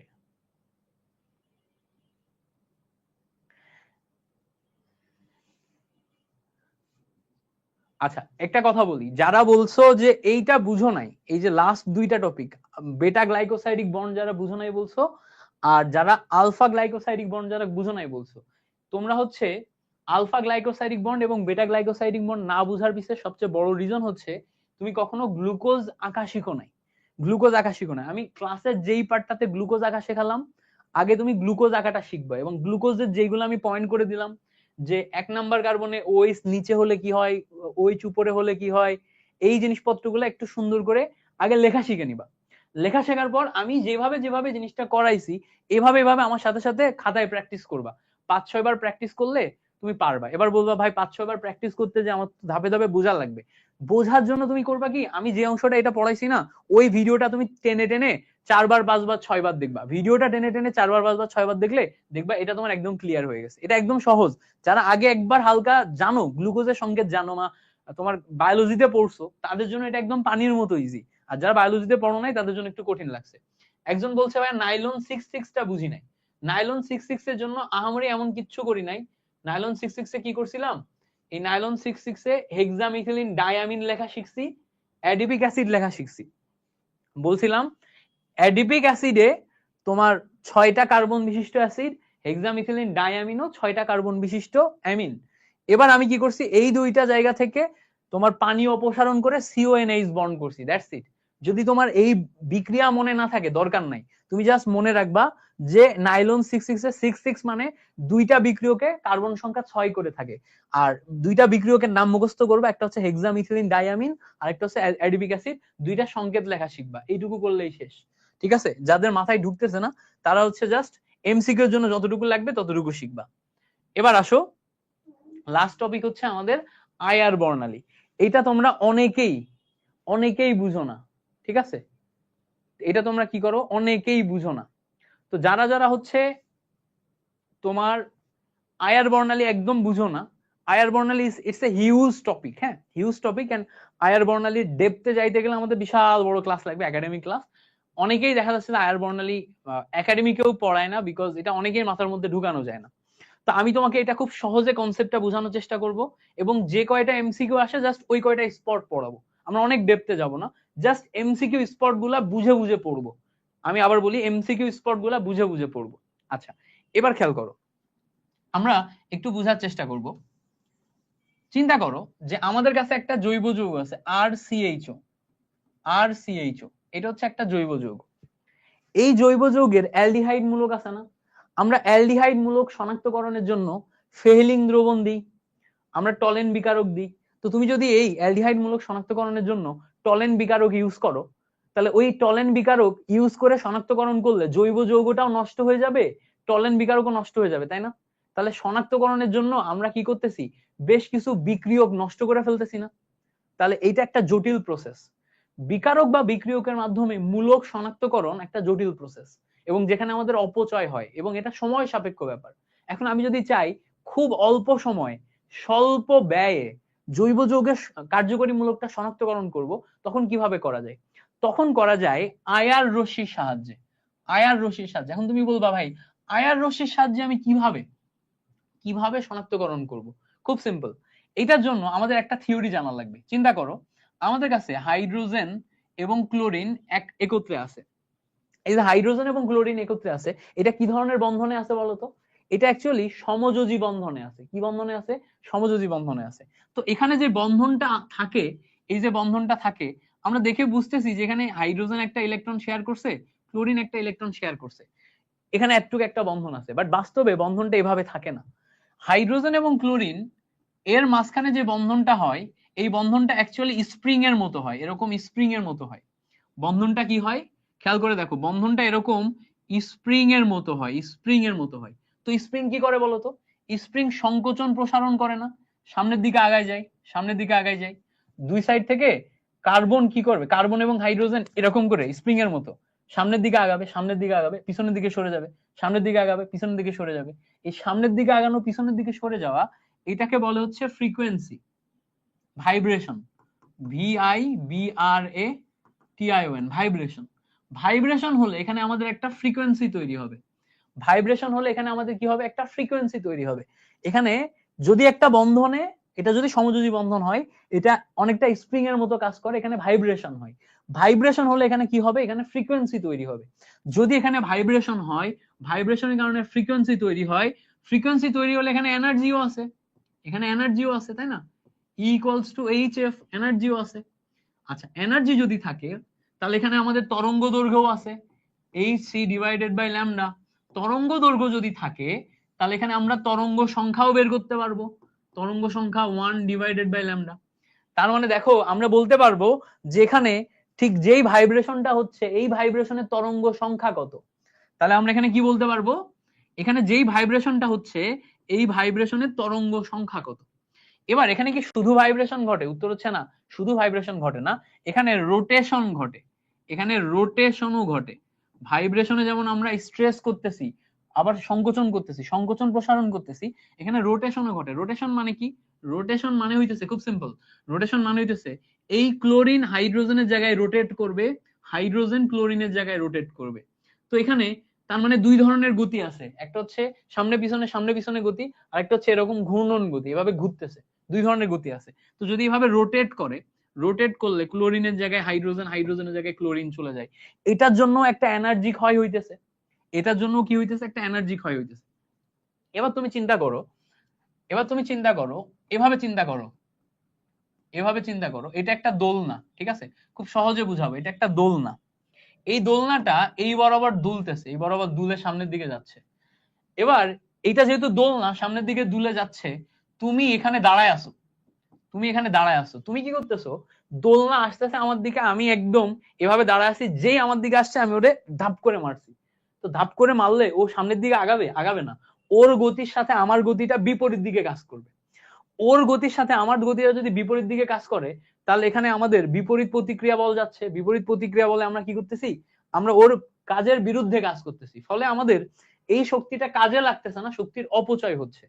কিন্তু যদি এমন হতো, যদি এমন হতো দোলনাটা সামনের দিকে আগাচ্ছে, আমি এখানে দাঁড়ায়, আমি এখানে দাঁড়ায় এর এই বরাবর আবার ধাক্কা দিলাম, মানে দোলনাটা নিজেই এইদিকে যাচ্ছে, আমি ওর পিছন থেকে এমন ধাক্কা দিলাম, ওর নিজের এনার্জি ছিল, আমি আরো বেশি এনার্জি দিয়ে দিলাম, তাহলে কি হইলো, আমার এনার্জি প্লাস তার এনার্জি মিলে দোলনাটা আরেকটু বেশি দূরে যাবে না? তো জিনিসটা এরকম যে এখানে একটা নির্দিষ্ট ফ্রিকোয়েন্সিতে সবসময় ভাইব্রেশন হচ্ছে, এই যেই ভাইব্রেশন হচ্ছে এখানে যদি আমি এনার্জি দিই তাহলে সেম ভাইব্রেশনের এনার্জি এ গ্রহণ করবে, যেই ভাইব্রেশন এখানে হচ্ছে এই ভাইব্রেশনের এনার্জি এখানে গ্রহণ হবে। ফলে এখানে আমি মানে জিনিসটা এরকম যে যেই গতিতে যাচ্ছিল আমি ওই গতিতেই যদি আবার তাকে ধাক্কা দিই তাহলে সে আরেকটু বেগ পাবে। জিনিসটা এরকম, এখানে যতটুকু এনার্জি অ্যাবজর্ব করবে ওটা সেম ভাইব্রেশনের হবে।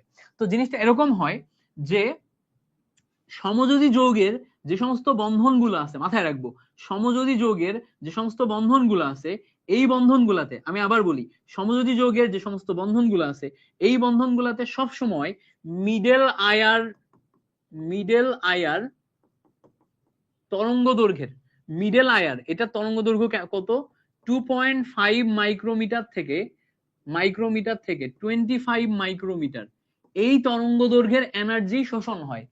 এই মিডল আয়ার সমযোজী যৌগের ক্ষেত্রে কোনটা, মিডল আয়ার রেঞ্জের যে এনার্জি এটাই সবসময় শোষণ হয়। তো মিডল আয়ার রেঞ্জের যে এনার্জি আছে, এই যে মিডল আয়ার রেঞ্জের যে এনার্জি আছে এটাকে যদি তুমি আবার তরঙ্গ সংখ্যায় কনভার্ট করো, তরঙ্গ সংখ্যায় কনভার্ট করলে 4000 পার সেন্টিমিটার থেকে 400 পার সেন্টিমিটার, এই রেঞ্জের তরঙ্গ সংখ্যায় সে গ্রহণ করে বা শোষণ করে। তাহলে আবার বলি, এখানে যে ভাইব্রেশনটা হচ্ছে, ভাইব্রেশনে যে এনার্জিটা আছে ওই এনার্জি সে শোষণ করবে। ওই এনার্জি শোষণ কোনটাই করে, আয়ার বর্ণালীতে করে। আয়ার বর্ণালীর ক্ষেত্রে মিডল আয়ার রেঞ্জে 2.5 মাইক্রোমিটার থেকে 25 মাইক্রোমিটার রেঞ্জের এনার্জি সে শোষণ করে। বুঝতে পারছো? এই যারা বুঝতে পারছো তারা লিখো বুঝছি, যারা বুঝতে পারছো তারা লিখো বুঝছি। অনেকের ক্ষেত্রে মাথার উপর দিয়ে যাইতে পারে, প্রথমবার পড়তেছো, এই কথাগুলা কয়েকবার শুনবা, হ্যাঁ কয়েকবার শুনলে তুমি বুঝতে পারবে, একদম বেসিক পড়াচ্ছি, তো কয়েকবার শুনলে বুঝতে পারবা, ফুল সিলেবাসের টপিক এই জন্য একদম বেসিক পড়াচ্ছি। মানে দেখবা কোনো টপিকে আমি এত ডেপথে বেসিক পড়াইনি, কোনো টপিক এত ডেপথে বেসিক পড়াই, কারণ আমি জানি যে এই টপিকটাই একমাত্র টপিক যেটা তোমরা কেউ আগে কোনোদিন পড়ো নাই, এই জন্য একদম ডেপথে পড়াচ্ছি, ঠিক আছে? নাহলে কি আরো পরের থেকে শুরু করতাম, এগুলা না বললে একদম পরে থেকে শুরু করতাম, টু দা পয়েন্টে কোশ্চেনে চলে যাইতাম, এটা কিন্তু বেসিক ডেভেলপমেন্ট হচ্ছে। তাহলে খেয়াল করো, এটা এমসিকিউ তে আসে যে মিডল আয়ার রেঞ্জের এই অংশটা তোমার কার্যকরীমূলক শনাক্তকরণে কাজ করে। এবার আসো সমযোজী যৌগের ব্যাপারটা বাদ দিয়ে যদি আমি জৈব যৌগের কার্যকরীমূলকের ব্যাপারে আসি, জৈব যৌগের কার্যকরীমূলকের ব্যাপারে যখনই আমি আসব, জৈব যৌগের কার্যকরীমূলক শনাক্তকরণে খেয়াল করো, জৈব যৌগের কার্যকরীমূলক শনাক্তকরণে আমাদের স্পেসিফিক ভাবে জৈব যৌগের কার্যকরী মূলক শনাক্তকরণে, জৈব যৌগের কার্যকরীমূলক শনাক্তকরণে স্পেসিফিক ভাবে আমাদের 4000 পার সেন্টিমিটার থেকে 4000 পার সেন্টিমিটার থেকে 1000 পার সেন্টিমিটার এই রেঞ্জে, 4000 পার সেন্টিমিটার থেকে 1000 পার সেন্টিমিটার এই রেঞ্জে তোমার আয়ার বর্ণালী তরঙ্গ শোষণ হয়। এই রেঞ্জে আয়ার বর্ণালী তরঙ্গ শোষণ হয়, এটাও কিন্তু মিডল আয়ারের মধ্যেই পড়ে, 4000 থেকে 1000। তাহলে যদি জিজ্ঞেস করে জৈব যৌগের কার্যকরীমূলক শনাক্তকরণে আমাদের কত রেঞ্জে শোষণ হবে, সেটা হচ্ছে 4000 থেকে 1000। ক্লিয়ার করতে পারছি কিনা বলো? আশা করি ব্যাপারটা ক্লিয়ার করতে পারছি যে জৈব যৌগের কার্যকরীমূলক শনাক্তকরণে আমরা 4000 থেকে 1000 রেঞ্জে শনাক্তকরণ করি। এখন প্রশ্ন হচ্ছে ভাইয়া এখানে কাহিনীটা কি হবে? খেয়াল করো, তোমাকে যদি আমি একটু উদাহরণ দিই, আমাদের কাছে ধরো কার্বন ডাবল বন্ড অক্সিজেন আছে, আমাদের কাছে ধরো অক্সিজেন বন্ড হাইড্রোজেন আছে, আমাদের কাছে ধরো কার্বন বন্ড হাইড্রোজেন আছে। এই ধরনের যে বন্ডগুলো আছে, এই বন্ডের মাঝখানে, এই বন্ডের মাঝখানেও তোমার কি হবে বলতো? এই বন্ডের মাঝখানেও স্প্রিং এর মতো তৈরি হবে না? এই বন্ডের মাঝখানেও স্প্রিং এর মতো তৈরি হবে না? এই বন্ডের মাঝখানেও স্প্রিং এর মতো তৈরি হবে। প্রত্যেকটার জন্য আমার ফ্রিকোয়েন্সি থাকবে, তরঙ্গ সংখ্যা থাকবে। প্রত্যেকটার জন্য ফ্রিকোয়েন্সি থাকবে, তরঙ্গ সংখ্যা থাকবে। প্রত্যেকটার জন্য ফ্রিকোয়েন্সি থাকবে, তরঙ্গ সংখ্যা থাকবে। এবার বলো তো কারোর জন্য কারোর ফ্রিকোয়েন্সি কি সেম হবে? প্রত্যেকটার এই রাবার বা স্প্রিং আলাদা, প্রত্যেকটা রাবার বা স্প্রিং আলাদা, প্রত্যেকটা রাবার বা স্প্রিং আলাদা। ফলে প্রত্যেকটার তোমার স্ট্রেসিং পাওয়ার আলাদা আলাদা। স্ট্রেসিং পাওয়ার ওয়াইজ প্রত্যেকটার জন্য আয়ার বর্ণালী আলাদা হবে, প্রত্যেকটার জন্য আয়ার বর্ণালী আলাদা হবে, প্রত্যেকের জন্য আয়ার বর্ণালী আলাদা হবে, এবং প্রত্যেকে আলাদা আলাদা রেঞ্জের তরঙ্গ সংখ্যা শোষণ করবে। এই যে আলাদা আলাদা রেঞ্জের তরঙ্গ সংখ্যা শোষণ করে, এইটাকে বলা হচ্ছে তোমার ফাংশনাল গ্রুপ রিজিয়ন। ঠিক আছে, আয়ার বর্ণালীর এটাকে বলা হচ্ছে ফাংশনাল গ্রুপ রিজিয়ন, ফাংশনাল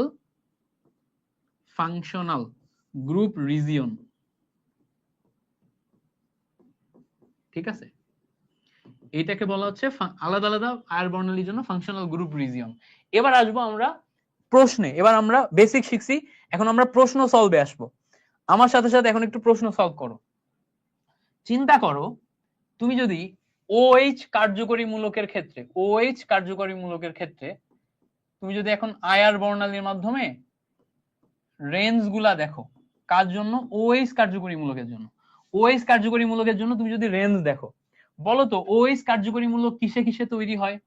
আমরা জানি OH কার্যকরী মূলক অ্যালকোহলে তৈরি হয়, আমরা জানি OH কার্যকরী মূলক ফেনলে তৈরি হয়। দুইটা OH কার্যকরী মূলক কি সেম? না। অ্যালকোহলের OH কার্যকরী মূলক আর ফেনলের OH কার্যকরী মূলক কিন্তু সেম না। ফেনল আলাদা জিনিস, অ্যালকোহল আলাদা জিনিস।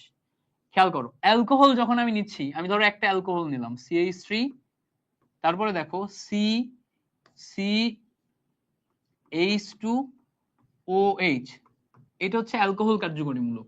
এই অ্যালকোহল কার্যকরী মূলকে ভালো করে খেয়াল করলে দেখবা, এই অ্যালকোহল কার্যকরী মূলকে কার্বন বন্ড হাইড্রোজেন আছে, এখানে স্ট্রেসিং একরকম, কার্বনের সাথে অক্সিজেন আছে, অক্সিজেনের সাথে হাইড্রোজেন আছে। এখানে খেয়াল করলে দেখবা তিন ধরনের স্ট্রেসিং আছে, কার্বন হাইড্রোজেন স্ট্রেস হয়, তারপরে দেখো কার্বন অক্সিজেন স্ট্রেস হয়, অক্সিজেন হাইড্রোজেন স্ট্রেস হয়।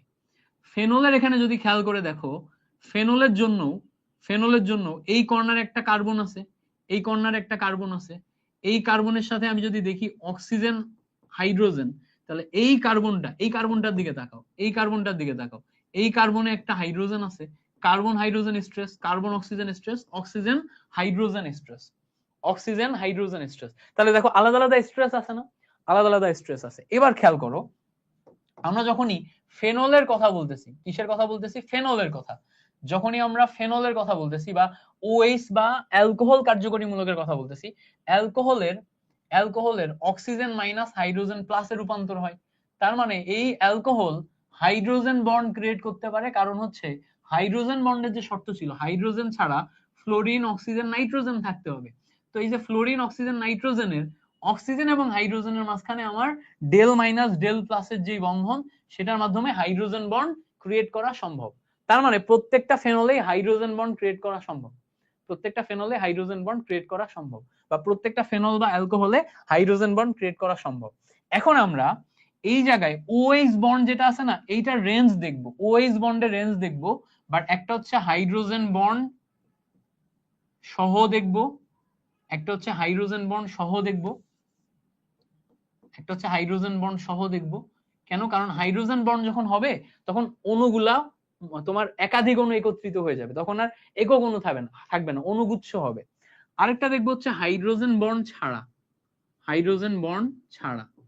আচ্ছা, যখন আমি হাইড্রোজেন বন্ড সহ দেখতেছি আর যখন আমি হাইড্রোজেন বন্ড ছাড়া দেখতেছি, খেয়াল করো, হাইড্রোজেন বন্ড সহ দেখতেছি, হাইড্রোজেন বন্ড ছাড়া দেখতেছি, তখন আমাদের কার্বন অক্সিজেন যে বন্ড আছে, খেয়াল করো, কার্বন অক্সিজেন যে বন্ড আছে এইটার রেঞ্জ হাইড্রোজেন বন্ড সহতেও যা, হাইড্রোজেন বন্ড ছাড়াতেও তাই। সেটা কত? 1000 থেকে 1220 পার সেন্টিমিটার। এটা হচ্ছে কার্বন অক্সিজেন যে বন্ড আছে, কার্বন অক্সিজেন বন্ডে তোমার কার্বন অক্সিজেন বন্ড আছে না এখানে, খেয়াল করে দেখো, এই যে কার্বন অক্সিজেন যে বন্ড আছে এটা হাইড্রোজেন বন্ড ছাড়াও যেটা 1000 থেকে 1220, এটা হাইড্রোজেন বন্ড সহতেও সেম কত আসবে? 1000 থেকে 1220 এই রেঞ্জে আসবে পার সেন্টিমিটার। আচ্ছা, এবার আসো, আমি যদি অক্সিজেন হাইড্রোজেন বন্ডের তরঙ্গ সংখ্যা দেখি, অক্সিজেন হাইড্রোজেন বন্ড, এটা হাইড্রোজেন বন্ড ছাড়া যদি দেখো তুমি, হাইড্রোজেন বন্ড ছাড়া যদি দেখো, একক অণু যদি দেখো, তখন এটা আসবে হচ্ছে 3600 থেকে 3640 পার সেন্টিমিটার। বাট যখনই তুমি হাইড্রোজেন বন্ড সহ যাবা, অক্সিজেন হাইড্রোজেন বন্ড, এটা যখন তুমি হাইড্রোজেন বন্ড সহ যাবা, তখন এর তরঙ্গ সংখ্যা হবে কতটুকু অ্যাবজর্ব করতে পারবে হাইড্রোজেন বন্ড সহ, তখন এর আসবে হচ্ছে 3200 থেকে 3600 এই রেঞ্জে, 3200 থেকে 3600 এই রেঞ্জে। মনে থাকবে? মনে থাকবে? তাহলে দেখো, একটা হচ্ছে 3600 থেকে 3640, আর একটা হচ্ছে অক্সিজেন হাইড্রোজেন বন্ড 3200 থেকে 3600। আচ্ছা, এখানে যদি তোমার ইনফরমেশন কোনোটা যদি আমি যেগুলা দিচ্ছি এগুলার সাথে না মিলে, তাহলে মাথায় রাখবা হাজারি স্যারের বইতে যেটা আছে ওইটাই ফাইনাল। হাজারি স্যারের বই থেকে প্র্যাকটিস করবা, হাজারি স্যারের বই যেটা আছে ওটাই ফাইনাল। হাজারি স্যারের বইয়ে যে এমসিকিউ গুলো আছে ওই এমসিকিউ কয়টা থেকেই এমসিকিউ আসে, এর বাইরে থেকে কিছু আসে না। কনসেপ্ট তো ক্লিয়ার করতে পারছি, তাই না? কনসেপ্ট তো ক্লিয়ার করতে পারছি, যাদের কনসেপ্ট ক্লিয়ার ছিল না তাদের কনসেপ্ট তো ক্লিয়ার হয়েছে। তাহলে এটা গেল আমাদের হচ্ছে যে অক্সিজেন হাইড্রোজেন এইটার ক্ষেত্রে। তাহলে গেল একটা হচ্ছে কার্বন অক্সিজেন, একটা হচ্ছে অক্সিজেন হাইড্রোজেন। প্রত্যেকটার ক্ষেত্রেই, এই দুইটার ক্ষেত্রেই কার্বন এবং হাইড্রোজেনের জন্য তুমি যদি তরঙ্গ সংখ্যা দেখো, কার্বন এবং হাইড্রোজেনের জন্য তরঙ্গ সংখ্যা হচ্ছে 3000 পার সেন্টিমিটার। এটার ক্ষেত্রেও কার্বন এবং হাইড্রোজেনের তরঙ্গ সংখ্যা হচ্ছে 3000 পার সেন্টিমিটার। এত তরঙ্গ সংখ্যার আয়ার সে শোষণ করতে পারে। আচ্ছা, এবার আসো, এইটা যদি আমরা ক্লিয়ার করতে পারি, এবার আমরা কারিশমা দেখব, আয়ার বর্ণালীর কারিশমা। সেটা কি? কার্বন ডাবল বন্ড অক্সিজেন কার্যকরীমূলক, এইটার ক্ষেত্রে সবচেয়ে বেশি কারিশমা দেখা যায়। তো কার্বন ডাবল বন্ড অক্সিজেন কার্যকরীমূলক কোথায় কোথায় থাকে খেয়াল করো। কার্বন ডাবল বন্ড অক্সিজেন কার্যকরীমূলক থাকে হচ্ছে, প্রথম কথা কিটোনে থাকে। প্রথম কথা, কার্বন ডাবল বন্ড অক্সিজেন কার্যকরীমূলক কিটোনে থাকে। এটা কি? এটা হচ্ছে কিটোন। যদি নরমাল আমরা কিটোন নিই, কিটোনে থাকে। এবার খেয়াল করো, কার্বন ডাবল বন্ড অক্সিজেন কার্যকরীমূলক অ্যালডিহাইডে থাকে। অ্যালডিহাইড এটাতে থাকে। খেয়াল করে দেখবা কার্বন ডাবল বন্ড অক্সিজেন কার্যকরীমূলক অ্যাসিডেও থাকে। এই তিন জায়গায় তিন রকম কার্বন ডাবল বন্ড অক্সিজেন কার্যকরীমূলক আছে। এবার তিন জায়গাতেই ভালো করে খেয়াল করে দেখবা, তিন জায়গাতেই আমার যেহেতু সিও আছে, তাহলে তিন জায়গাতেই আমার কার্বন ডাবল বন্ড অক্সিজেনের জন্য আয়ার বর্ণালী শোষণ হবে। কিন্তু তুমি অ্যালডিহাইড আর কিটোনের মধ্যে পার্থক্য করার জন্য কার্বন বন্ড হাইড্রোজেন এটা চেক দিবা যে এই মূলকে কার্বন বন্ড হাইড্রোজেনের জন্য ফ্রিকোয়েন্সি শোষণ হচ্ছে কিনা, এই মূলকে কার্বন বন্ড হাইড্রোজেনের জন্য ফ্রিকোয়েন্সি মূলকে শোষণ হচ্ছে কিনা। যদি কার্বন বন্ড হাইড্রোজেনের ফ্রিকোয়েন্সি এখানে শোষণ হয়, তাহলে এটা অ্যালডিহাইড, শোষণ না হলে কিটোন। খেয়াল করে দেখো, এখানে আমার OH আছে না, OH আছে না, অ্যাসিডের যে OH আছে, যদি OH শোষণ হয়, যদি আমার কার্বন বর্ণ অক্সিজেনও শোষণ হয়, আবার যদি OH ও শোষণ হয়, তাহলে সেটা কার্বক্সিলিক অ্যাসিড। এভাবে আমরা চিহ্নিত করতে পারবো। তো তিনটার মাঝখানে আমরা পার্থক্য কিভাবে করব? খুব সিম্পল। প্রত্যেকটার ক্ষেত্রেই খেয়াল করো, প্রত্যেকটার ক্ষেত্রেই কার্বন বর্ণ অক্সিজেন আছে। কার্বন বর্ণ অক্সিজেনের জন্য আমার রেঞ্জ আসবে হচ্ছে 1700 থেকে 1750 পার সেন্টিমিটার। 1700 থেকে 1750 পার সেন্টিমিটার, এই রেঞ্জের তরঙ্গ সংখ্যা এখানে গ্রহণ হবে প্রত্যেকটার ক্ষেত্রেই। বুঝতে পারছো? অ্যালডিহাইড, কিটোন, অ্যাসিড, এস্টার প্রত্যেকটার ক্ষেত্রেই 1700 থেকে 1750। আচ্ছা, এবার দেখো, যখনই আমি অ্যালডিহাইডে যাব, অ্যালডিহাইডে আমাদের একটা এক্সট্রা বন্ড আছে, কি? Carbon bond hydrogen. অ্যালডিহাইডে যে এক্সট্রা বন্ড আছে কার্বন বন্ড হাইড্রোজেন, এই বন্ডের জন্য, অ্যালডিহাইডের মূলকে এই বন্ডের জন্য আমাদের বর্ণালীতে শোষণ ঘটবে কত? 2700 থেকে 2900 পার সেন্টিমিটার, এই তরঙ্গ দৈর্ঘ্যের বর্ণালী, বা এই তরঙ্গ দৈর্ঘ্যের মানে তোমার হচ্ছে যে এই তরঙ্গ সংখ্যার হচ্ছে আয়ার তোমার হচ্ছে রশ্মি শোষণ ঘটবে। আচ্ছা, যখনই তুমি এখান থেকে কার্বক্সিলিক অ্যাসিডে যাবা, কার্বক্সিলিক অ্যাসিডে যাবা, কার্বক্সিলিক অ্যাসিডে আমাদের ওই যে স্ট্রেসড OH আছে না, স্ট্রেসড OH, এইটাতে আবার কি হবে? স্ট্রেসড OH এর জন্য, ওই কার্বক্সিলিক অ্যাসিডের স্ট্রেসড OH এর জন্য 2500 থেকে 3000 পার সেন্টিমিটার এই তরঙ্গ সংখ্যার তোমার হচ্ছে যে বর্ণালী, এই তোমার আয়ার রশ্মি শোষণ হবে।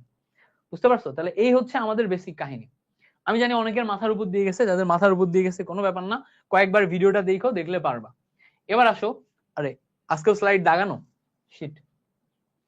আচ্ছা, সমস্যা নেই, দাগানো দাগানো থাকলে দেখা যাবে না।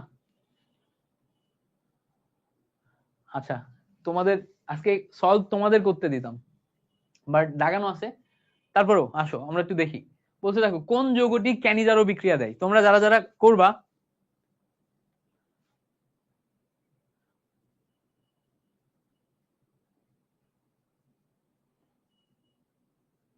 ভাই আগেরটা 1700 থেকে 3400 না? কোনটা 1700 থেকে 3400? এটা হচ্ছে যে আমি যে বইটা ফলো করতেছি, আমার যে নোটটা আছে, আমার নোট ওয়াইজ তোমার হচ্ছে যে এটা এই রেঞ্জ গুলা পাইছি। তুমি আমার সাথে যদি না মিলে হাজারি স্যার দেখবা, কোনো সমস্যা নেই, হাজারি স্যার দেখবা। বুঝতে পারছো? আচ্ছা, এটা বলো, কোন যৌগটি ক্যানিজারো বিক্রিয়া প্রদর্শন করে না? ক্যানিজারো বিক্রিয়ার শর্ত কি ছিল? ক্যানিজারো বিক্রিয়ার শর্ত ছিল আলফা হাইড্রোজেন যুক্ত হতে হবে না, আলফা হাইড্রোজেন বিহীন হতে হবে। আলফা হাইড্রোজেন বিহীন, আলফা হাইড্রোজেন বিহীন কোনটা? খেয়াল করো, প্রথমটা আলফা হাইড্রোজেন বিহীন শেখাইছি, দ্বিতীয়টা আলফা হাইড্রোজেন বিহীন শেখাইছি, 3 নাম্বারটাতেও আলফা হাইড্রোজেন নাই শেখাইছি। বাট দেখো এখানে আমাদের আলফা হাইড্রোজেন আছে, দ্যাট মিন্স এইটা যেটাতে আমাদের আলফা হাইড্রোজেন আছে, বি নাম্বারটা হচ্ছে আমাদের ক্যানিজারো বিক্রিয়া প্রদর্শন করে না। ওকে, যেহেতু আমাদের এখানে লিখে দেয়াই আছে, তো যারা পারো না তারা হচ্ছে দাগানো আছে, দাগানো দেখে অ্যান্সার দিবা, তাও কমেন্ট করবা, ঠিক আছে? যারা পারো না তারা দাগানো আছে ওটা দেখে করবা। ওকে, এবার বলতে দেখো, টটোমারিজম প্রদর্শন করে কোনটি? টটোমারিজম প্রদর্শন করে কোনটি? টটোমারিজম প্রদর্শন করার জন্য আমাদের কার্বন ডাবল বন্ড অক্সিজেন থাকতে হতো, এবং পাশের আলফা কার্বনে sp3 সংকরায়ন এবং এখানে একটা আলফা হাইড্রোজেন থাকতে হইতো, তাই না? sp3 সংকরায়ন এবং আলফা হাইড্রোজেন থাকতে হইতো। এটার সাথে সবচেয়ে বেশি মিলে হচ্ছে প্রোপানন। এটা আমরা কয়েকবার প্র্যাকটিস করছি, প্রচুর আসছে, দেখো খুলনা ইউনিভার্সিটিতেও আসছে, এইবারই আসছে। তো প্রোপানন মানে CH3CO CH3, এই প্রোপানন থেকে ইনল যৌগ তৈরি করা সম্ভব। টটোমারিজম মানে কি? আমি বলছিলাম টগ। টটোমারিজম হচ্ছে গতিশীল কার্যকরীমূলক সমানুতা দেখায় বা ইনল সমানুতা দেখায়। তো সেই ক্ষেত্রে এ নাম্বার আসবে হচ্ছে আমাদের কারেক্ট আনসার। কোনটা আসবে? এ নাম্বার। আচ্ছা, পরেরটা আসো, পিকেবি এর মান অনুসারে অ্যামিনের ক্ষার ধর্মের সঠিক ক্রম কোনটি? আমরা পড়ছিলাম অ্যামিনের ক্ষার ধর্মের সক্রিয়তার ক্রম 213, তারপর হচ্ছে অ্যামোনিয়া, তারপর হচ্ছে কি বেনজিনের উপর NH2 মানে হচ্ছে অ্যানিলিন, এটা পড়ছিলাম 213 অ্যামোনিয়া অ্যানিলিন। তো প্রথমে আমি খুঁজবো কি 2 ডিগ্রি, তারপরে 1 ডিগ্রি, তারপরে 3 ডিগ্রি। তো খেয়াল করো 2 ডিগ্রি, 1 ডিগ্রি, 3 ডিগ্রি, তারপরে অ্যামোনিয়া, তার মানে কি বি নাম্বার হচ্ছে আমার কারেক্ট আনসার। দেখো 2 degree, 1 degree, 3 degree, B number হচ্ছে কারেক্ট আনসার। Okay, clear? বুঝতে পারছি? আচ্ছা এবার আসো, নিচের কোন যৌগগুলা সমগোত্রীয় শ্রেণীর, মানে গোত্র সেম হবে, গোত্র সেম হবে। আমি প্রথমটার দিকে তাকাই, প্রথমে আছে মিথেন, তারপরে দেখো আছে হচ্ছে ইথেন, তারপরে দেখো প্রোপেন, সবগুলা অ্যালকেন শ্রেণীর না, CnH2n+2 সবগুলা দেখো অ্যালকেন শ্রেণীর। এখানে যদি দেখো C2H6 মানে কি, C2H4+2, C3H8 মানে কি, C3H6+2, তাহলে এগুলা সব অ্যালকেন শ্রেণীর। বাকিগুলা দেখো পানি H2O2 H2O3, এগুলা জৈব যৌগ না, এটাও জৈব যৌগ না, এটাও জৈব যৌগ না, সমগোত্রীয় শ্রেণী জৈব যৌগে দেখায়, তার মানে এ নাম্বার হবে আমার কারেক্ট আনসার। সমগোত্রীয় শ্রেণী কে দেখায়, জৈব যৌগ দেখায়, তাহলে কে হবে কারেক্ট আনসার, এ নাম্বার হবে হচ্ছে কারেক্ট আনসার। ক্লিয়ার? আচ্ছা বলছে দেখো কার্বন ডাইঅক্সাইড, কার্বন ডাইঅক্সাইড এর সাথে প্রোটনের উপস্থিতিতে গ্রিগনার্ড বিকারকের সাথে, গ্রিগনার্ড বিকারক মানে কি RMGX, এটার সাথে যদি বিক্রিয়া করায়, মানে তোমার আদ্র বিশ্লেষিত করবো অম্লীয় মাধ্যমে, করলে কি হবে, আমরা শিখছিলাম RMGX সাথে সাথে কার্বন ডাইঅক্সাইড মানে হচ্ছে কার্বক্সিলিক অ্যাসিড, ওই যে পড়াইছিলাম মনে করে দেখো, 1 degree alcohol, 2 degree alcohol, 3 degree alcohol প্রস্তুত করে কখন, একটা হচ্ছে ফর্মালডিহাইড, একটা হচ্ছে অ্যালডিহাইড, আর একটা হচ্ছে কিটোন, তিনটার সাথে তিন রকম। আর কার্বন ডাইঅক্সাইডের সাথে কার্বক্সিলিক অ্যাসিড, তাহলে কার্বক্সিলিক অ্যাসিড কয় নম্বরে আছে, সি নম্বরে আছে, তাহলে সি হবে আমাদের এখানে কারেক্ট আনসার। ক্লিয়ার করতে পারছি? ক্লিয়ার হইছে? বুঝতে পারছো? বুঝতে পারলে গুড, গ্রেট। নিচের কোনটি সার্জিক্যাল গ্লাভস তৈরিতে ব্যবহার করা হয়, পলিক্লোরোপ্রোপিন, ঠিক আছে, পলিক্লোরোপ্রোপিন কোনগুলা, ওই যে আমরা তোমার হচ্ছে ইয়া পড়লাম না, কি বলে, আমরা পলিমাকরণ বিক্রিয়া পড়লাম না, এর মধ্যে প্রত্যেকটার পলিআইসোপ্রোপিন, পলিস্টাইরিন, পলিক্লোরোপ্রোপিন, পলিবিউটারাইন, এগুলার যে বৈশিষ্ট্যগুলো আছে বৈশিষ্ট্যগুলো পড়লে এগুলা পারা যায়। তো এত বৈশিষ্ট্য তো তুমি পড়ে পারবা না, এজন্য কি করবা, এই টাইপের এমসিকিউ যেগুলো আসে বারবার, যেই টাইপের এমসিকিউ যেগুলো আসে বারবার এগুলো একটু মনে রাখবা। তো এটা কি করবা, এটা মনে রাখবা, এটা হচ্ছে মনে রাখবা। সো এটা হচ্ছে মেমোরি টেস্ট, এটা হচ্ছে মেমোরি টেস্ট, এটা মুখস্থ। নিচের কোনটি টটোমারিজম প্রদর্শন করে, দেখো আবারও আসছে, এটা খুলনা ইউনিভার্সিটিতে দিচ্ছে, টটোমারিতা প্রদর্শন করে হচ্ছে কিটোন, দেখো টটোমারিতা প্রদর্শন করে হচ্ছে কিটোন, CH3, এটাই সবচেয়ে বেশি আসে, CH3 CO CH3, এটা যখন টটোমারিতা দেখাবে, এই CH3 গেল, কার্বনের উপর যে অক্সিজেন আছে এখান থেকে হাইড্রোজেন উঠে যে OH গঠন করবে, এখানে আমার CH2 গঠন করবে, তাহলে এটা কি তৈরি হলো, এটা হচ্ছে ইনল যৌগ তৈরি হয়ে গেল, ইনল, এটা হচ্ছে কিটোইনল, কিটোইনল যৌগ তৈরি হয়ে গেল, যেটা হচ্ছে আমাদের টটোমারিজম দেখাচ্ছে। আচ্ছা বলছে দেখো ফিডেলক্রাফট অ্যালকাইলেশনে কোন যৌগ তৈরি হয়, ফিডেলক্রাফট অ্যালকাইলেশন, আমি বলছিলাম অ্যালকাইলেশন মানে RX, তাই না, তো বেনজিন, বেনজিনের সাথে যখন তুমি RX নিবা তখন এই আরটা উপরে উঠে যাবে, আরটা উপরে উঠে যে বেনজিনের উপর আর হবে, বেনজিনের উপর আর হলে এটাকে বলা হচ্ছে অ্যালকাইল বেনজিন। যদি আমরা এখানে মিথাইল ক্লোরাইড নিতাম তখন আমাদের কি তৈরি হতো, তখন আমাদের তৈরি হতো হচ্ছে বেনজিনের উপর CH3, দ্যাট মিন্স টলুইন। তাহলে দেখো অ্যালকাইল বেনজিন বা টলুইন, এটাকে বলা হচ্ছে ফিডেলক্রাফট অ্যালকাইলেশন। ক্লিয়ার? আচ্ছা এবার বলছে দেখো অ্যানিলিনের নাইট্রেশনের প্রধান উৎপাদ কোনটা, খেয়াল করো আমরা যখন অ্যানিলিন নিচ্ছি, অ্যানিলিন নিচ্ছি, এটা সবাই ভুল করবা, কেন ভুল করবা, দেখো অ্যানিলিন মানে বেনজিনের উপর NH2, এটাকে যখন তুমি নাইট্রেশন করবা, নাইট্রিক অ্যাসিডের উপস্থিতিতে নাইট্রেশন করবা, নাইট্রেশন করলে তোমার মনে হবে যে অ্যানিলিন তো অর্থপ্যারা নির্দেশক, তার মানে আমার এখানে মেবি অ্যানিলিনের এখানে অর্থনাইট্রো অ্যানিলিন তৈরি হবে, বাট এই অর্থনাইট্রো অ্যানিলিন প্যারানাইট্রো অ্যানিলিন এটা তৈরি হবে না, কেন, কারণ নাইট্রেশনের সময় এই যে উপরের NH2 এটা অ্যানিলিনিয়াম আয়ন তৈরি করে, এই NH2 উপরে NH3+ এর রূপান্তর হয়ে অ্যানিলিনিয়াম আয়ন তৈরি করে, অ্যানিলিনিয়াম আয়ন হচ্ছে মেটা নির্দেশকমূলক, ফলে এখান থেকে অ্যানিলিনিয়াম আয়নের কারণে তোমার NH2 থেকে মেটা পজিশনে NO2 বসে, ফলে আমরা এখানে মেটা নাইট্রো অ্যানিলিন পাই। কেন বলতো, কারণ হইতেছে অ্যানিলিনিয়াম আয়ন, কেন, কারণ হচ্ছে অ্যানিলিনিয়াম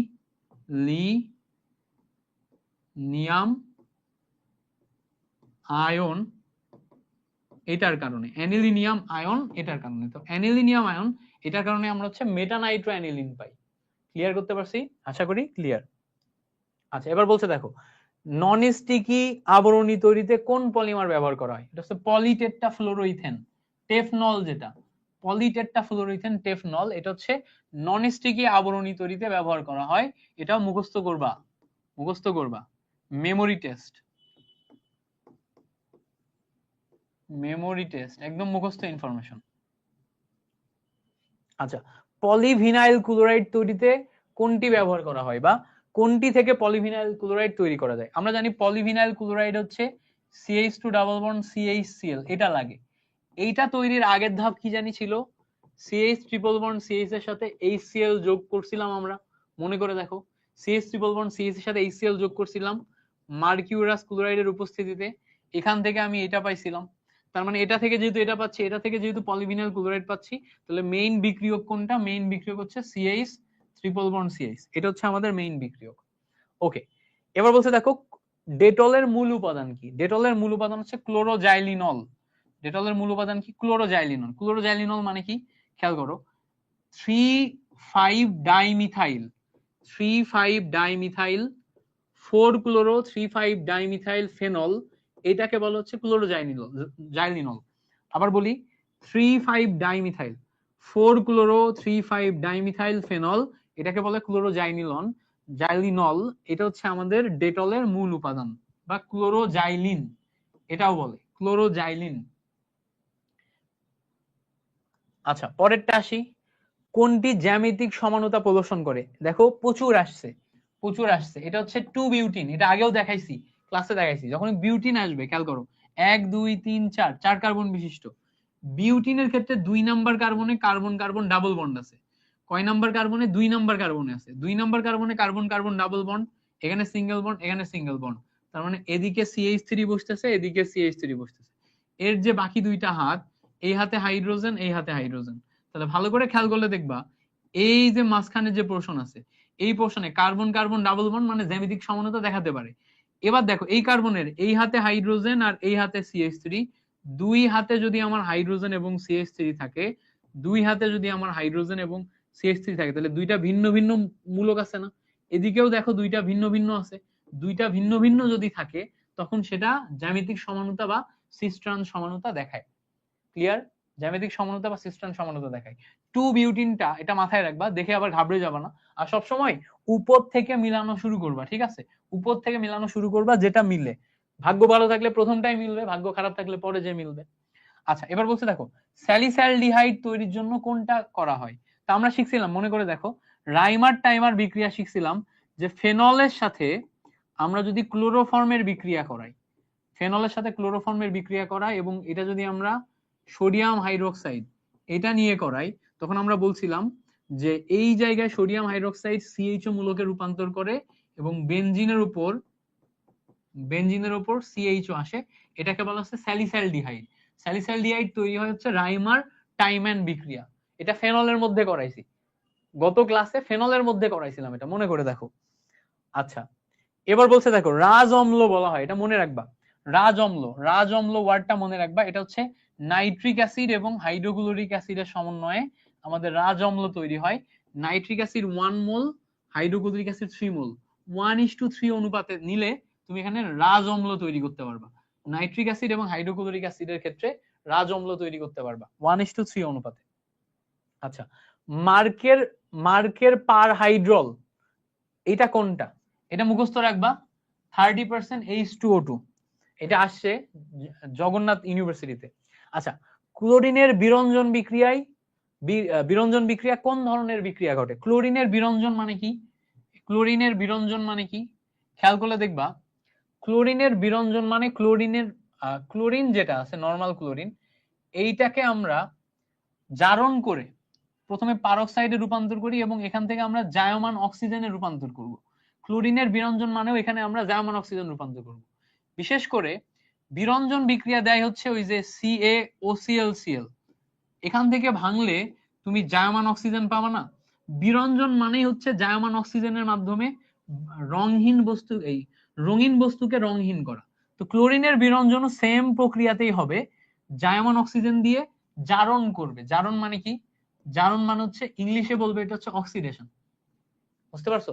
যখনই আমার বিরঞ্জন বিক্রিয়া মানে রঙিন বস্তুকে রঙহীন করার বিক্রিয়া, দ্যাট মিন্স হচ্ছে জারণ বিক্রিয়া। জারণ বিক্রিয়া মানে কি? অক্সিডেশন। ঠিক আছে, সো অক্সিডেশনের মাধ্যমে হবে। এবার আসো, নাইলন 66 এ 66 এই দুইটা কি নির্দেশ করে? আমরা শিখে আসছি নাইলন 66 এ 66 এই দুইটা হচ্ছে কার্বন সংখ্যা নির্দেশ করে। একটা হচ্ছে অ্যাডিবিক অ্যাসিডের কার্বন সংখ্যা আর একটা হচ্ছে হেক্সামিথিলিন ডাইঅ্যামিনের কার্বন সংখ্যা। কোনটি এলপিজি এর প্রধান উপকরণ? আমরা জানি বিউটেন এবং প্রোপেন এই দুইটা হচ্ছে এলপিজি এটার প্রধান উপকরণ, বিউটেন এবং প্রোপেন। মিথানল ব্যবহার করা হয় কোনটিতে? আমরা শিখছিলাম, মনে করে দেখো, মিথানল এটা আমরা ব্যাকেলাইট তৈরিতে ব্যবহার করছিলাম, মনে করে দেখো, ব্যাকেলাইট তৈরিতে ব্যবহার করছিলাম ওই যে ফেনল প্লাস HCHO, এটা ছিল হচ্ছে ব্যাকেলাইট। আচ্ছা হেক্সামিন যেটা আছে না, এটাতেও আমার তোমার ইউরিয়া, হেক্সামিন তৈরিতেও আমরা ইউরিয়া প্লাস হচ্ছে ফেনল ব্যবহার করি, মিথানল ব্যবহার করি। আচ্ছা ফরমালিন হচ্ছে HCHO, এটার 40% জলীয় দ্রবণ, 40% ওয়াটার সলিউশন, এটাকে বলে ফরমালিন। তার মানে কি সবগুলাই হচ্ছে। পরে আসো, বেনজিন আলোর উপস্থিতিতে ক্লোরিনের সঙ্গে বিক্রিয়া করে কোনটা উৎপন্ন করে? ভালো করে খেয়াল করে দেখবা, বেনজিন যদি আলোর উপস্থিতিতে ক্লোরিনের সাথে বিক্রিয়া করে, আলোর উপস্থিতিতে ইউভি এর উপস্থিতিতে ক্লোরিনের সাথে বিক্রিয়া করে, তখন এখানে C6H6Cl6 তৈরি করে, এটাকে বলে গ্যামাক্সিন। এটাকে বলা হচ্ছে বেনজিন হেক্সাক্লোরাইড, যেটা হচ্ছে গ্যামাক্সিনের সংকেত। বেনজিন হেক্সাক্লোরাইড গ্যামাক্সিনের সংকেত। ডাবল বন্ড গুলা ভাঙবে, ভেঙে সিঙ্গেল বন্ডে রূপান্তর হবে। ওকে, বলতে দেখো নিচের বিক্রিয়ার প্রধান উৎপাদ কি? দেখো তুমি যদি এক্সেস পরিমাণ সালফিউরিক অ্যাসিড নাও, তাহলে দুইটা থেকেই কি তৈরি হবে বলতো? এক্সেস পরিমাণ সালফিউরিক অ্যাসিড নিলে, এদিক থেকে OH আর এদিক থেকে HJ, OH আর এদিক থেকে HJ ইথিনে রূপান্তর করবে, যদি এক্সেস না দিয়ে নরমাল নিতা, গাঢ় নিলেও তোমার ইথিনে রূপান্তর করবে, নরমাল নিলে 2 মলিকিউল থেকে তোমার ইথারে রূপান্তর করতো। ঠিক আছে, এক্সেস নিছো এই জন্য ইথিনে রূপান্তর করছে। ওকে, এবার আসো, কার্বনিল যৌগ যেমন অ্যাসিটালডিহাইড এবং অ্যাসিটোন, এটাকে গাঢ় HCl সহযোগে বিজারিত করে কার্বনিল মূলক, কার্বন ডাবল বন্ড অক্সিজেন, এটা থেকে যদি আমরা মিথিলিন মূলকে রূপান্তর করি, আমরা শিখছি না কার্বনিল মূলক থেকে মিথিলিন মূলকে রূপান্তর করাকে বলে হচ্ছে ক্লিমেনসন বিজারণ, শিখছি কিনা বলো? কার্বনিল মূলক থেকে মিথিলিন মূলকে রূপান্তর করাকে আমরা বলি হচ্ছে ক্লিমেনসন বিজারণ।